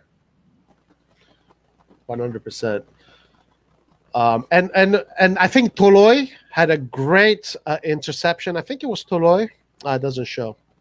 For example, I'm shocked that I was looking at that few clubs, they spent 180 million during the Morata career to buy the player. He got bought by Chelsea, by Real Madrid, by Juventus, and Atletico, and no one cares about Immobile. Immobile is easy 50 million player, and he scores 20 goals a season. Yeah. If he plays for a great club. If he plays for Man City, Immobile can score 30 goals a year. Yeah. I'm shocked. You know what it is about me? Immobile is like he can't shake the Italian out of him. An Italiano. And ragazzo di campagna. He needs to. He can't. He can't adapt. You could bring him anywhere around the world. The guy can't adapt. He needs to have his. He needs to be around Italians. He needs to speak his Neapolitan. Napoli, why you? He needs to be like that. These are people that are just not built to adapt outside of Italy. But Maybe. tonight in his stadium, finally he gets a goal. So 3-0 for Italy, 90th minute. 2 great displays by Italy so far. You should have changed some players before, man. You think he's risking wear and tear, right? That's what you're saying? Yeah, just he has good players and he's winning 2-0, so he should have put them at 75 minutes. He waited too long. Wait, we have another opportunity here for a counterattack. Let's see what happens. Chiesa, guys, we might have. Oh no, bad touch. Ooh, if that touch was good, that could have been a 4th goal. It could have been a 4th goal if Chiesa they messed it up. They had an opportunity to score a 4th goal. All right, back in position here in possession.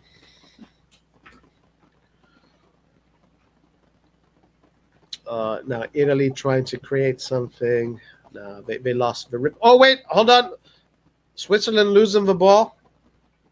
Italy at the 90th minute still pressing high. The coach must be so proud of his players right now. If you're a coach and your players are pressing high, winning 3-0 at the 90th minute, and they're still pressing so high, as a coach, you must be like, shit, I'm good. All right. Okay, guys, we have an opportunity for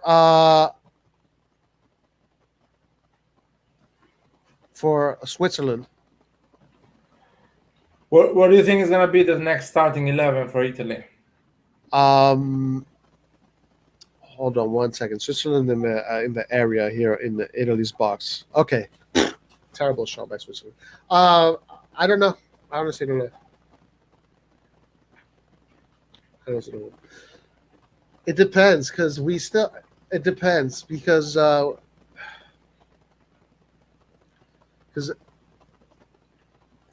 if we come second, then it really, I don't know. Honestly, don't know. I can't tell you right now. I got to see. We'll see in 5 days.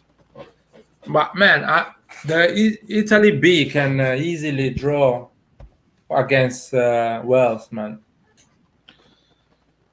No problem. Uh, No problem with that. If you put Belotti, striker, Chiesa on the left, uh, Pessina, I don't and know. That's a little bit too much. I don't know if it's gonna be. no, no, you can, man, you can, and you have to put them play. You need the players that've been playing the last two games. They need to rest a full week, even more, so they are fresh for the round eighth or whatever is that called. Game is over, guys. The Swiss are hiding under their flags. This was a dominant performance by Italy. Dominant performance by Italy, treating Switzerland as if they weren't even there. Very interesting. We don't get to see Italy do this in international tournaments very much. We usually get to see Italy start slow. Even in these last years, Italy has started strong in these tournaments. But today, against a Swiss team with valid players, Italy showed to be a contender. And once again, they showed to be a contender for this tournament. The Farmers League, the players from the Farmers League, i contadini italiani. No, man, you're saying the Serie A is not good enough. Yeah, the Serie A is not good enough. Yes, see, but it's not true. Listen, these are all Serie A players. Yeah, but but it's different, Laird. It's different because I mean, look who's La Nazionale is another thing. That's a different thing, because especially this one. Look at who's in charge of it. It's Mancini, Vialli, Evani, and Lombardi. It's all players that have played in the national team. It's the people that are putting together this national team. If Serie A, if a team, no, what I'm saying is I'm hoping that this team inspires Serie A teams to play like this, to have this kind of mentality. But again, Laird, I stand by what I said yesterday. Serie A is like the fifth league. Fifth. Oh no, man. I don't think so, man. Locatelli is one of the best midfielder in Serie A, and in international level is showing his talent. So I don't think Serie A is such an easy league, man. Yeah, but the problem is that Locatelli plays for Sassuolo, and the thing is that, the players that play in Belgium are playing for teams that are trying to win the Champions League, while Locatelli is fighting for the 7th place. That experience is a lot. If Locatelli was a player that was fighting for the semi-final Champions League or a final of the Champions League, then yeah, it'd be the same. But Locatelli does not have a big game experience. Foden has more big game experience than Locatelli. Foden. I think Serie A is a difficult league, man. That's the reason. He doesn't have that experience and still plays well. That means the Serie A is a difficult league. If Serie A was an easy league and he doesn't have that experience, he wouldn't see that type of player in the pitch. Yes. Okay, but okay, Laird. But we know that the Italian football, even when they're crap, the level of the school is still high. Like the Germans. The Germans are crap, right? But their ratio, their school is still a high level school of football, like the Spanish. Yeah, Italy, the talent is there. Like Italy has always had talent. And another thing, maybe is that in Italy, how many Italian players play in the Serie A? It's like, we have these players that we grow in our teams, but then when they're in the age between 20, 21, 22, we don't want to wait for them. So we go in every other country in the world, and then all these players that would develop into champions don't even get the opportunity to do that because Italian teams have absolutely no faith in our youngsters. But Spain, that agree with you, man. But you cannot underestimate how difficult is the league. The league is really difficult, man. These youngster, there is a reason why the youngsters perform pretty well and okay in La Liga and Premier League, but in Serie A they struggle a lot because it's not a league for youngsters. You need a lot of experience. It's such a difficult league. No, that is true. You said something that I agree with a lot. You said it is not a league for youngsters. It is true. That is definitely true. Because it's really complicated. But In the 90s, it was youngsters that played. The Italian players, I mean, because of the laws, right? With the laws of football, you can only have 3 international players, right, in your team. It was Italian youngsters that were learning, they were growing up, and then they became the players they became. In Italy, we don't like. Why aren't we doing that anymore? What's the excuse now? Why were But we? we are not doing it anymore. I think there is managers like Conte. They like big, experienced old players. In fact, Conte didn't buy any young player. He always asked for these Premier League players, experience and everything. Another side is Juventus always signing these big names or players from outside Italy, like Ramsey, I don't know, Betancourt, Rabiot, and not giving an opportunity to the young player. Bernardeschi was a young player and they killed him. They killed his talent. They put him in the bench. No one believed in him.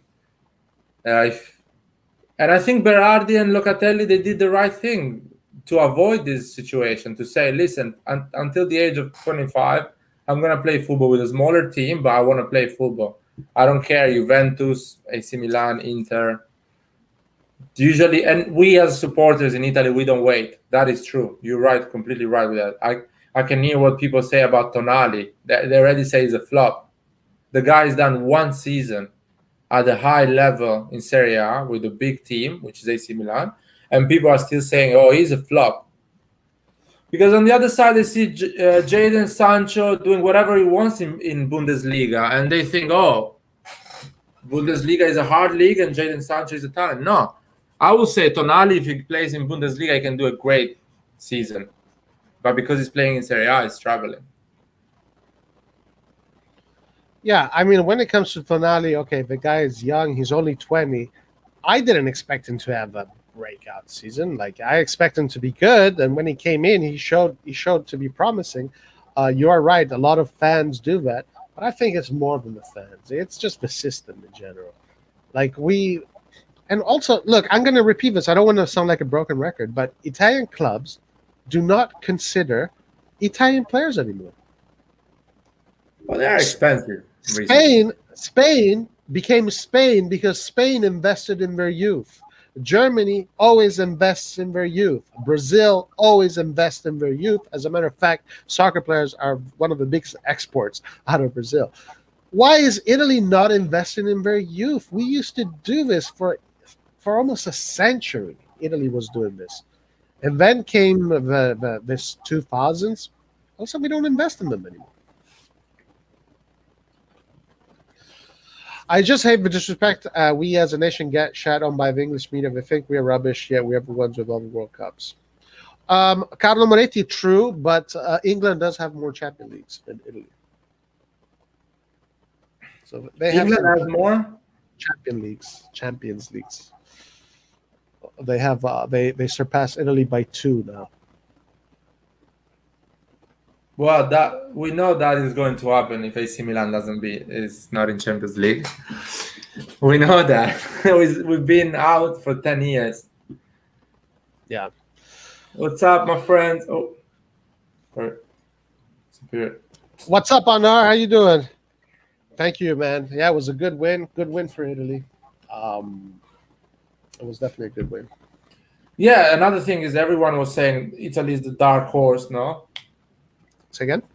Everyone, medias in England were saying that Italy is a dark horse. Is the dark horse of this competition. Yeah, and honestly, Larry, the reason why I used to be, I said this a bunch of times on this channel. I used to follow English football a lot. I used to know all the teams, all the players. But Carlo is right.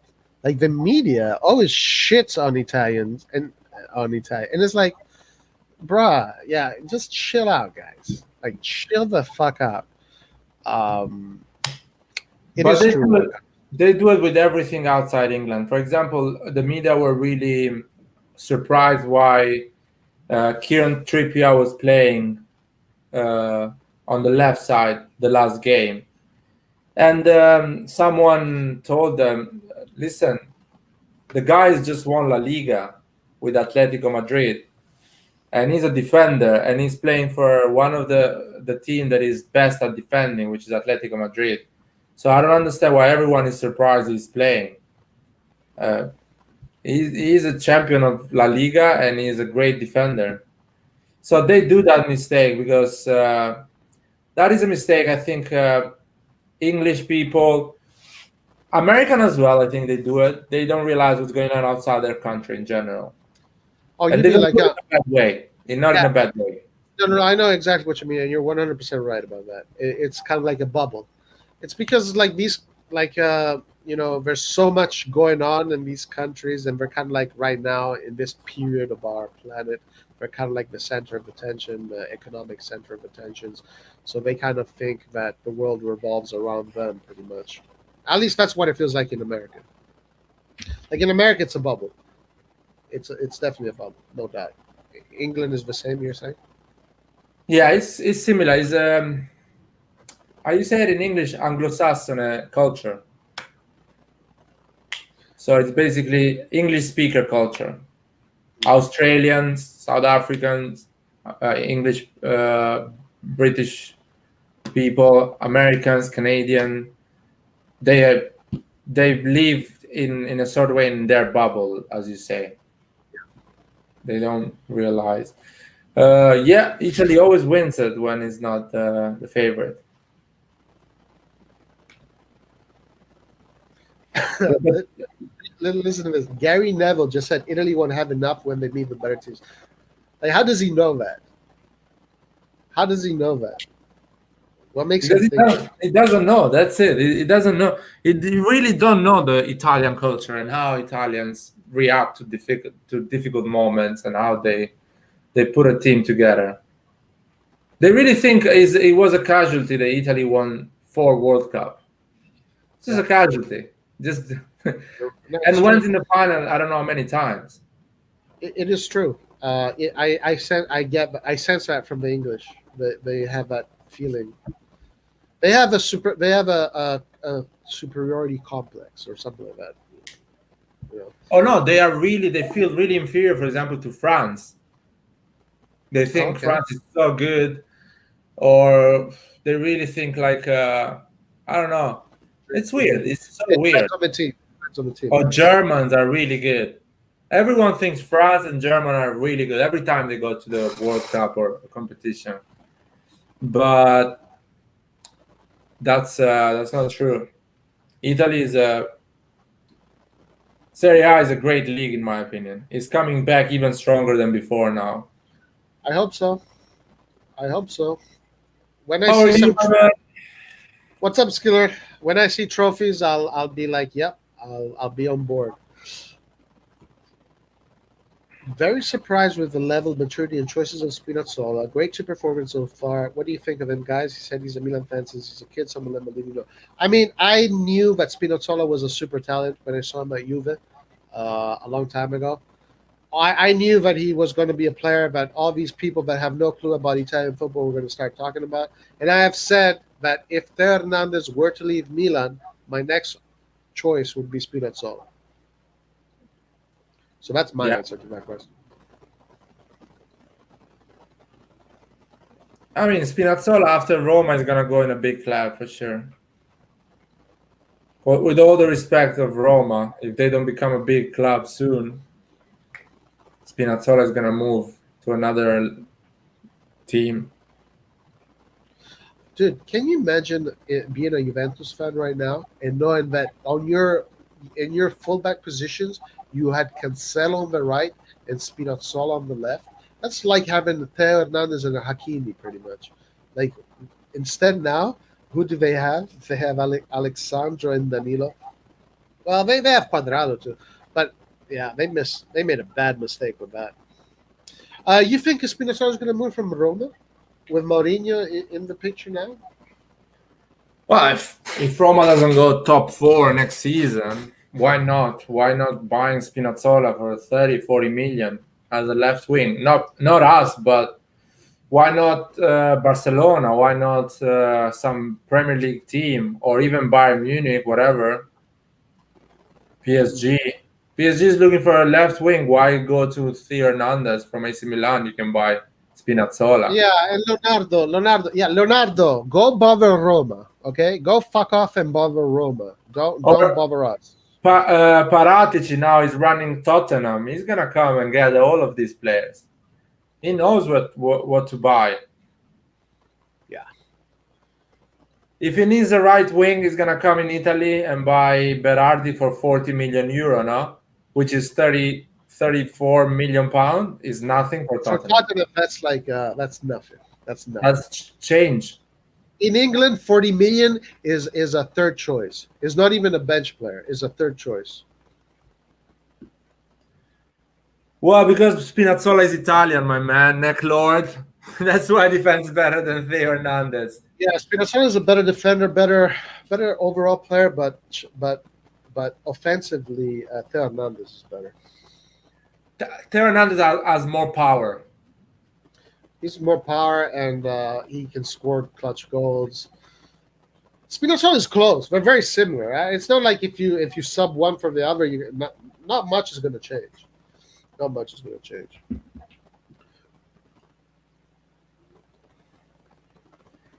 Yeah, very impressive. I saw him against Inter, Roma Inter. First time I noticed him, and I was really impressed because on that side there was Hakimi as well, you know. Yeah. From Inter, and that was impressive. Yeah. No, he does look like Souza, right? He looks like Souza. Yeah, no, I saw Spinazzola with Juventus that season where he played there, and I was so surprised that they sold him because he was doing the same things he was doing now, dribbling forward, up and down. Him and Ronaldo were played so beautiful together. It's such a surprise when they sold him. They sold him because they needed money, I think. No. Yeah, probably. Yeah, him and Cancelo. That's what happens when you have such an expensive wage like Ronaldo. You have to sell players to keep feeding Ronaldo, which I disagree with that. I think no player in a football team should earn more than 10 million. In my opinion, if you want to earn more than 10 million, it's all about bonus. You win the Serie A, I'll give you 1 million. I don't know if I agree with that. I don't know if I agree with that. Nah, it's you must be. I must be like a really rich club. You know what I mean? So I understand Real Madrid if he pays that money. In a normal situation, Real Madrid create, you know, how you say it in English. Their revenue they are quite high. But in Italy, no one is gonna achieve those revenues. So I don't agree. Any player in Italy should be paid more than 10 million. I think like a Ronaldo, what he brings economically, I think he has the right to ask that kind of money. No, he has the right. That's the thing. But it's a bad economical decision for an Italian club because you kind of become out-destructive to yourself. Because there is a guy who's earning 30 million, and the next one is earning 6, 7. That is crazy. It's too much. I see what you're saying. If you pay a player like that you have to win. You have to win big in Europe for it to pay off. And for Juventus, paying this player 30 million every season and not winning anything in Europe is definitely not a payoff. It's definitely not a payoff. But yeah. Anyway, Laert, let's see. Same idea, Laert. More than 10 means Ballon d'Or potential winner, or you convert by win. But I mean, I think if you're a player that okay, look at Ibrahimovic, right? When he moved to Manchester United, in one day, his shirts sold for 100 million in one day. Like if you're a player that's like, yo, I want a cut of that shit. You're using my name to make all that money. So I see why these players have these wages. Now, does it make sense for the club where they are economically? I hear what you're saying too. And I know the country, Italy as a country, the economy of Italy, it's too weak to handle such a quick growth. You know what I mean? Because that is a quick growth. You buy Ronaldo straight away, and from 1 you go to 10. with the growth, and it's really unstable economically. It's really hard to handle that quick growth. Manchester United is a big machine, you know. They put a big player in, and they still are managing a lot of money. Yeah. I prefer slow growth, great, good players, slowly become legends, and stay to AC Milan. Manchester United has a crazy amount of fans, man. Like I was Yes. like almost a billion. I mean, they're going towards a billion. Like what is it, 600 million right now, something like that. Yeah, everyone knows them, man. Wherever That's you go, they have fans.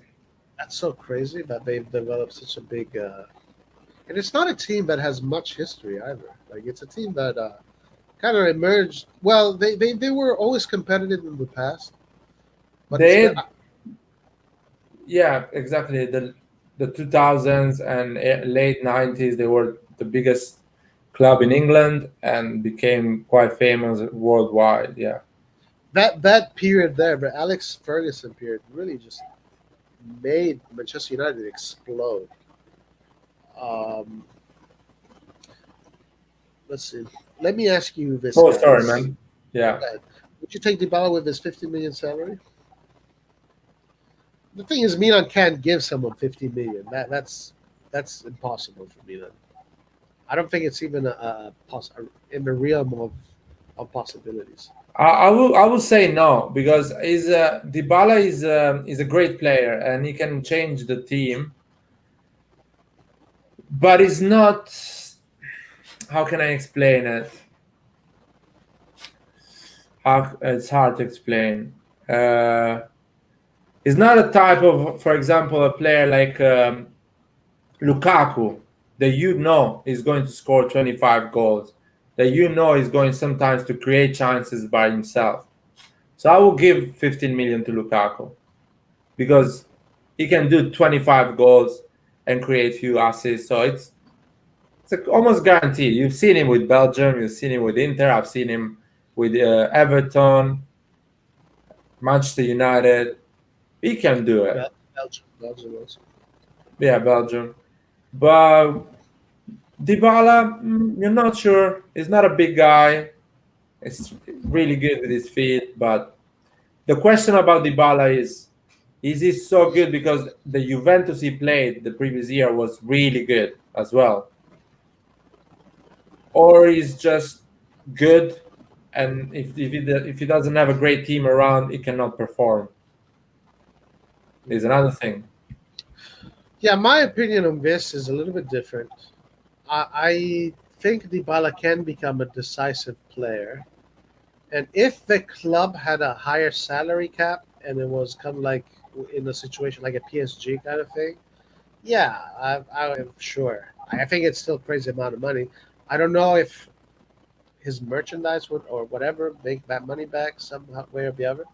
But because of me, my reason to say no is because right now Milan's salary cap is low, and 15 million would never happen. That's the only reason I would say no. But I would bring Dybala to Milan in a heartbeat. In a heartbeat. The guy is class. The guy is diamond to me. He's a diamond. Yeah, the guy is good, man. But not so good for 15 million. 15 million is a lot of money, man. Is that how much he's making at Juve? Is he making eight Yeah, or right. seven? I've heard he's somewhere around 7, 8. Yeah. I would sacrifice Donnarumma's salary and give it to Dybala. Yeah, I agree with that. Yeah. Did you see this thing about Domino's has these electric cars that are drive themselves, and when you order from Domino's, these electric cars like that drive themselves come to you and you open them up. Is that in the United States? Well, I'm seeing it in the ads here in the United States. Yeah. Okay, maybe. No, here not yet, probably. Is that legal? A car that drives himself going around. I don't know. I honestly don't know. I don't know. I know that Tesla does it. These self-driving cars. They want to do these self-driving Ubers, self-driving. It's gonna kill the industry. A lot of people are gonna lose their jobs in the Okay, the transportation. question is here. Anwar was asking gross salary, not net. Oh, gross salary, then that's like 7.5 million. Then yes. Yes, that for sure. I mean, that's Ibrahimovic's salary. Right. Yeah, then We're yes. paying him. Yeah, for sure. That's not a problem. It's the guy's 28, 27. He's played in Serie A so many games.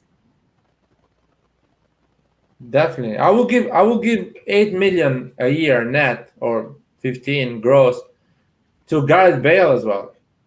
I will give it a try to Gareth Bale as well. I mean, he's also top class. Yeah, no, in that case, you said Anur, yes, for sure. There's a there's a lot of players you can give that amount of money. Ramos is not renewing with Real Madrid, man. Ooh, we were talking about Ramos earlier. What is your opinion on Ramos? I already said mine. Well, the guy has the chance now to play for his dream team, the one Maldini played for. So I'll give him 3 million, 4 million a year if he wants to come. I don't mind that. That is a marketing, football wise, everything is a great move. Straight away. You think he would kind of, you know, um, break the chemistry there of Kiara Tomori? Yeah, you need to clarify that to him. That he's not going to be the first choice, and he can sign a 3-year contract, in my opinion, even if he's old, and he's always welcome. But he needs to calm down and let Pioli do the job. If Pioli doesn't see him What do ready, you and think of this fact that Ramos only played what, less than 12 games the whole season? What does that tell you? I think he had an unlucky season for sure. He's quite old. He's like, if I'm not wrong, he's 1 year younger than Ronaldo. So I don't Okay, think so he's he's got. what? It does. Ronaldo's 37, so he's 35. No, 36. Sorry, 35, 36, something like that. Anyway, I guess he can play another 2 seasons, but not as a first choice. My concern is that he'd be like a Mandzukic or like an Ibrahimovic, that he's injured most of the time. And I wanna address this about generational talent. What I think is a generational talent. I don't really know the official definition of generational talent. What I think is a generational talent is Messi, Ronaldo, Ronaldinho, Kaká, Zidane, Maldini. What else? I would say I don't consider Pirlo a generational talent, to be honest. no, I would put him as generation talent. No, you get a lot of great midfielders in the last 20 years. Great midfielders, a lot of them. Different Not like from Pirlo, but still they do the job and you win what Pirlo won. So about that. Anyway, keep on going. who else can be a generational talent? Oh, Ronaldo, the Brazilian, is a generational talent. Yep. I don't But consider Mbappe and Erling Haaland generational talent. well, you don't know yet. No, I don't know yet. Of course, that's my opinion. What I've seen at the moment. If they keep going like this, they guarantee 50 goals every season. Yeah, my opinion doesn't matter anymore after that. What about you, Roy? What do you think is a generational talent? Yeah, no, generation talent. I don't know what the definition is, but for me, the way I see it, you have elite players, then you have the elite of elites, then you have the echelon just below it, which is these great champions, and then you have the average players, I guess. Generational talents, if it's the elite of the elite, that's Maradona, that's Ronaldo, that's Pelé, that's Zinedine Zidane. Is Dybala in that category? I don't think so. No. No, no. We've seen a lot of great players like Dybala. Yeah. Yeah, Baggio is one of those for Italy, yeah, for sure. I don't think Dybala is. I mean, Dybala, yeah, Van Basten, is one of those players. Exactly. I don't. I mean, Think, Aguero is better than Dybala in my opinion, and still Dybala is a great player. Suarez is better than Dybala. He had an incredible, how you call it, incredible achievements. Krunic is a generational talent. Krunic is the best player that has ever existed in the history of football, and nobody can ever take that away from him. Krunic is poetry in motion. Oh, some people are saying, well, you didn't tell me about Sergio Ramos, man. What do you think? No, I'm skeptical about it. I'm not a big fan of this move. It's like the guy is 35. He's got two. Like I was saying, he's running on reserves at this point. It's like I'm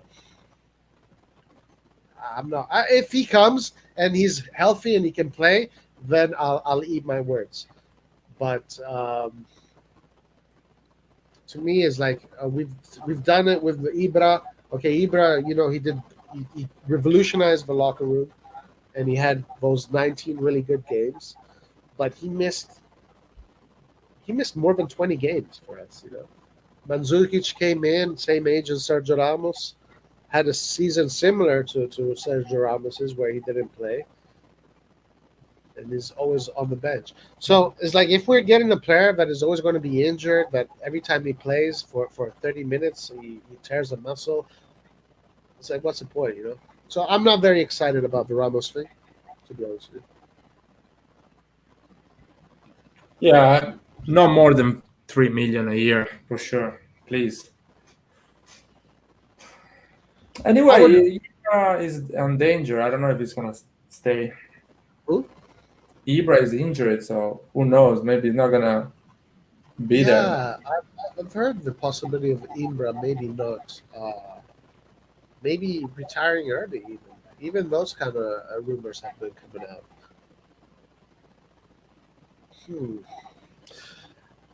I'm going to say something very controversial. Okay, guys, are you ready for this? Okay, wait. What do you think about this comment, man? Berardi almost AC Milan.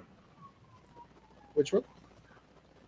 People are saying, as they search for players in the attacking department, Milan have also inquired about Berardi, who is ready for a big move. So Milan asked Sassuolo for Berardi. Yeah, we know this. We've reported this. It's been this link has been happening for 3 weeks now.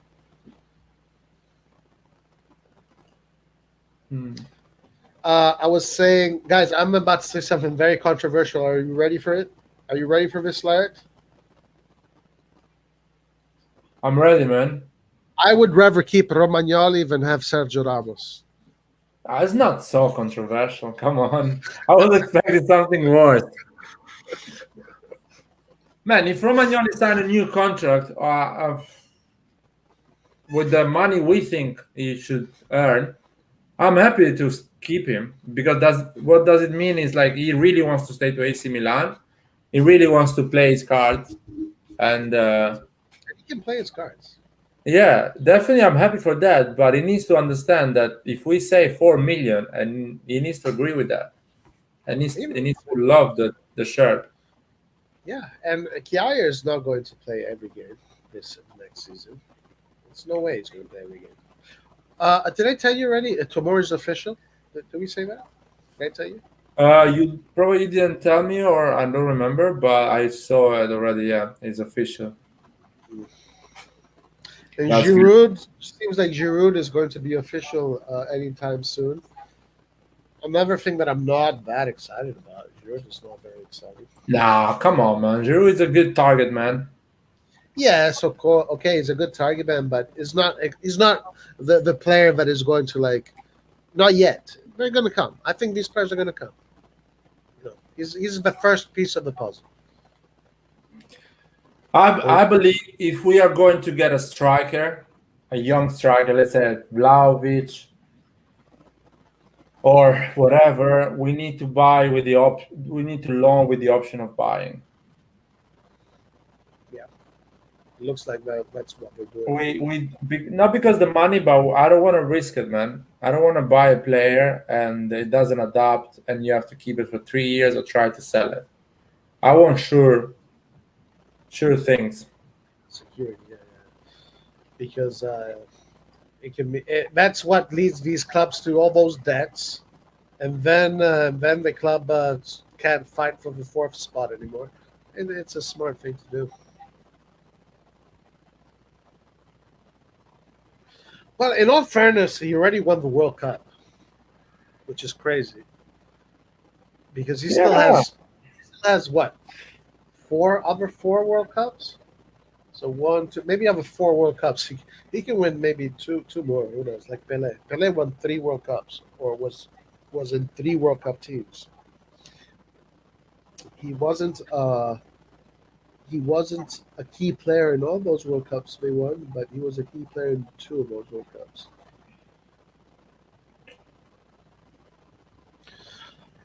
Um, Milan also wants to renew Dalot. Yeah, we've seen that.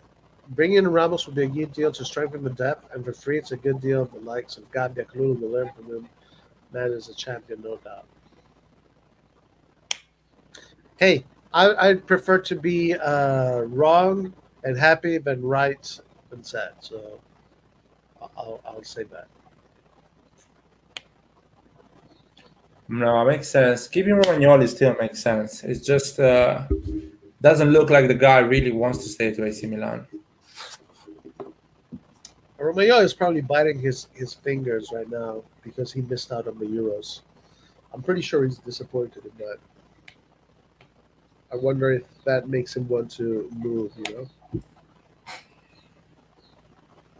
Yeah.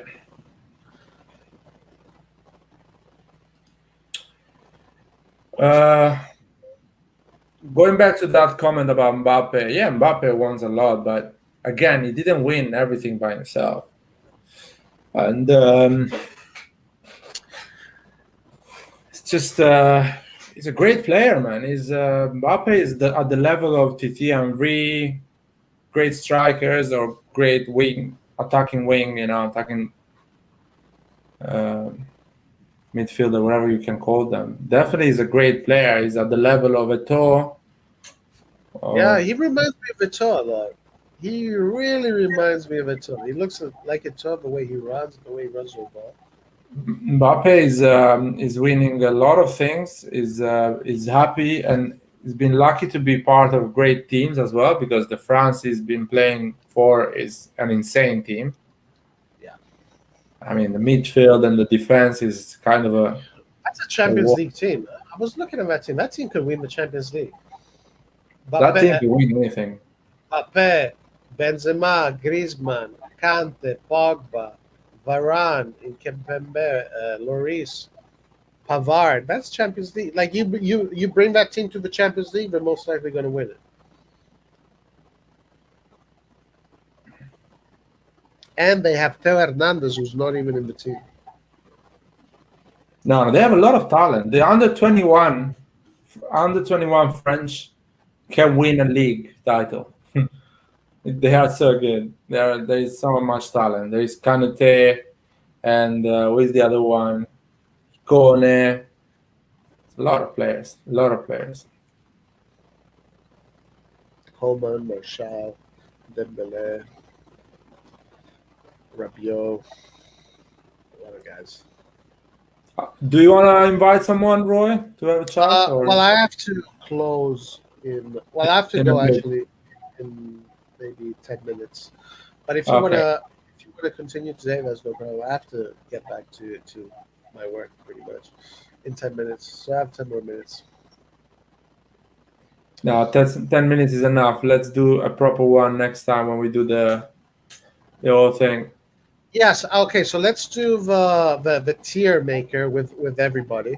So we'll get everybody involved. That's going to be fun. We'll see whether or not we're going to do that either tomorrow or Friday. Who's playing tomorrow? Maybe while some. Well, actually, you know what? The thing is that right now the traffic is so low.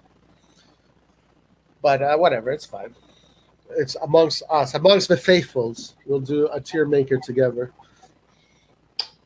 Maybe we need a thumbnail with the AC Milan player and the AC Milan logo, so the AC Milan population comes out again. Yeah, so we'll do that. We'll do the thumbnail will be AC Milan themed with players, and we'll have that whole a special live, a tier maker special live. And we'll make it really trash too, like shit player or garbage performer. You know, it's gonna be Shit fun. players. I did disagree with the last one you did, Roy. I'm A few of sure. them. I'm Few of sure. them. Of course. And I mean, how many tiers you're planning to do this time? oh, hold on. Let's give it a look. Maybe we can prepare it right now together, and then we'll We can do like 8 tiers. 8 tiers. Okay. Let's prepare right now. Let's prepare it today, and then we'll do it either Tuesday or Thursday. We have about 10 minutes to do this, so here we go. Tier maker. I'm gonna share it on the screen in a second. I'm having a look. Some comments here, man. Some people say Theo Hernandez is better than his brother. I think they are different. Theo Hernandez is better on attacking. The brother is better on defending. Simple as that. People think Anwar says that PSG and France owns a lot to Mbappe for what they want. So yeah, maybe that's true.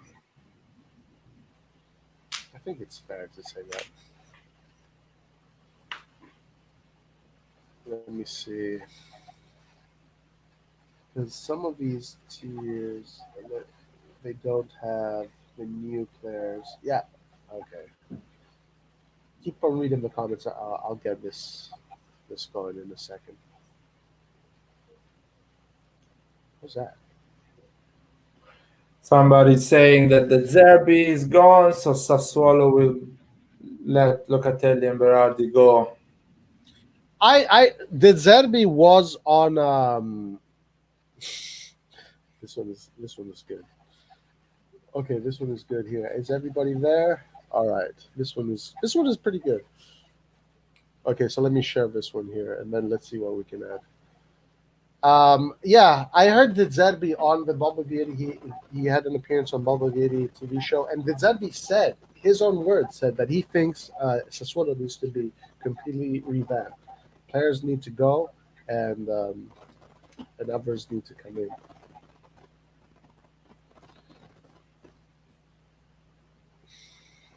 Still, people are even having a go to Çalhanoğlu. Çalhanoğlu today was so poor. So poor today. Every play he made was just bad. Every single play he made. Okay, get out of my club. I like that one. Instead of GOAT level, you need to put Krunic level. Okay, let's do that. So the top is Krunic level is like if you're elite, right? Exactly.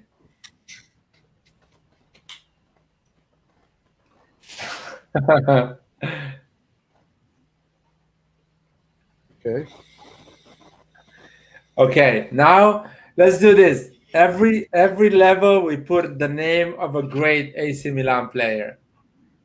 All right, Even if it so after Krunic level, I would say I don't know, Kaká level, or no, Kaká is already a Krunic level. So below. Let's say Krunic level is the legend, the guy that actually we're never gonna sell. So Right. below.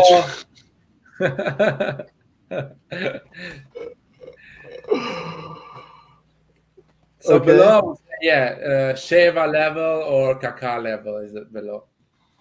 Sheva level.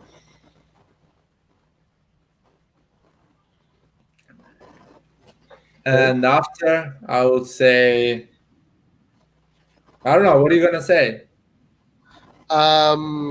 So okay, those are the two upper ones. Crunch level is elite. It's like elite of the elite. Sheva level is just below the elite. And here, I guess we have the Ambrosini level? Oh no, no. The Ambrosini level is the yellow one, the under the one. Okay, Ambrosini level here. And here we put Seedorf. Yeah, Seedorf level. Inconsistent, but always there in the big games, man. Big games has always been there. The Professor Seedorf. I used to love him, man. Yeah. Under Ambrosini, who are we going to put? Get out of my club is the Constant level. Kevin Constant. So he's going to be the last one, Kevin Constant. Yeah. And the yellow one is Pato. A lot of expectation, but still waiting for him. Okay, so we have a few of those. But to be fair, Pato had his period at AC Milan. He won something, and but yeah, Pato level is a lot of expectation. And bad, but we cannot get rid of them. So Bonera level.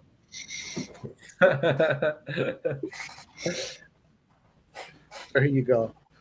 Krunic level, the elite of the elite. Sheva level, Seedorf level, Ambrosini level, Pato level, Bonera level, Constant level. That's actually good, man. Let's do a screenshot that we posted. So the people get ready. There is another one, special Gianpaolo level. Oh, Gianpaolo level. Gianpaolo level has to be. That's too bad. Constant level we have. Let's put Gianpaolo level as let's see, maybe someone might say yeah. Pato wants us the league, and I love the player. It's probably one of my favorite AC Milan player, but it's just because what it represents. It represents that young player that could be incredible. So I will see in our team probably Leao is one of them, a young player that can be incredible, the Pato level. Legend, just to make sure people know. Sheva is what? I don't know. Elite, consistent, elite. Yeah. Yeah, let's put elite. Seedorf. Well, actually, let me do this. Show ups in big moment, I would say.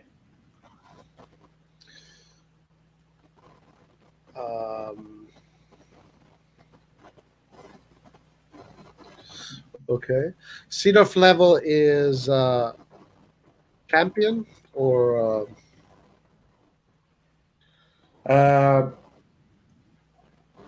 is the players that actually show up with the big games or important games of the season.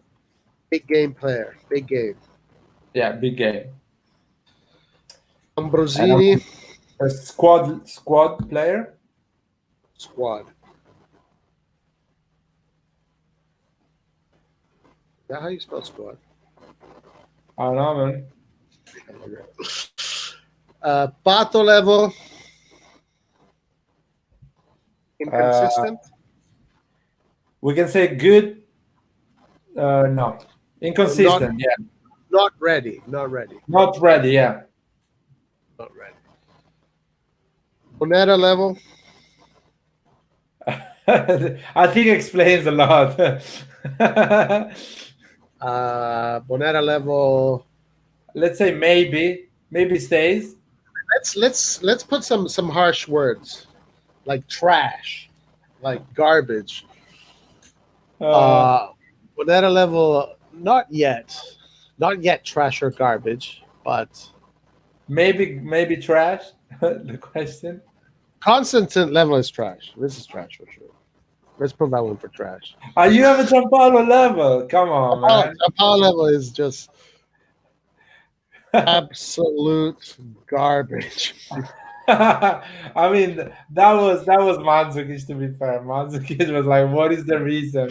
Bonetta level is meh. How about that? Yeah, I like that. All right, there you go. So we have Krunic level, which is legend, Sheva level, which is elite, Seedorf level, big game, Abruzzini level, squad, Pato level, not ready, Bonetta level, meh, Constant level, trash, Giampaolo level, absolute garbage. It's Put ready. the if you can put the Kevin constant because people don't remember. If you say constant, maybe the people forgot about it. Kevin Constant. All Giampaolo right. level, absolute garbage. Some people are Some very good. suggesting hype. Pato hype. I like that. Let's do that. Where is it? Like not ready. Like a lot of hype, but that's all it is, right? Yeah, exactly. Some people are get Bonaire is a lord. Bonaire sometimes good, sometimes maybe shit. Gattuso. Yeah, okay, there you go. So that's going to be That's ready to jump. go, man. Don't miss the It's ready to moment. go. Giampaolo just needs more time, guys. He needs an eternity. Trust me, everybody remembers Constant. All right, so that's it for me. I have to start heading out. It's 2:45 over here. I have to start getting ready. So there you go. That is the tier list that we're going to be working with. We'll decide when we're going to do it, either tomorrow or Friday. We'll have a good time with it. It's going to be fun. Man, where are you gonna put Krunic? You have an idea? Well, I don't know. We'll see what everybody says in the chat. I don't know. We'll all do this together. I don't know. For me, Okay. Krunic is. We'll see. We'll see. We'll see. Oh, Uh, see you, okay, Roy. guys. All right, guys. I have to go. I'll see you next time. Forza Milan, Forza Italia. Good game today. Very happy. So we'll decide whether this is going to be tomorrow or today. Okay, Laird. Alla prossima. Forza Are you Milan. staying? Ciao. Right? Huh? Are you staying? No, we're closing, man. We're closing. Okay. All right, guys. Arrivederci. Ciao. Ciao.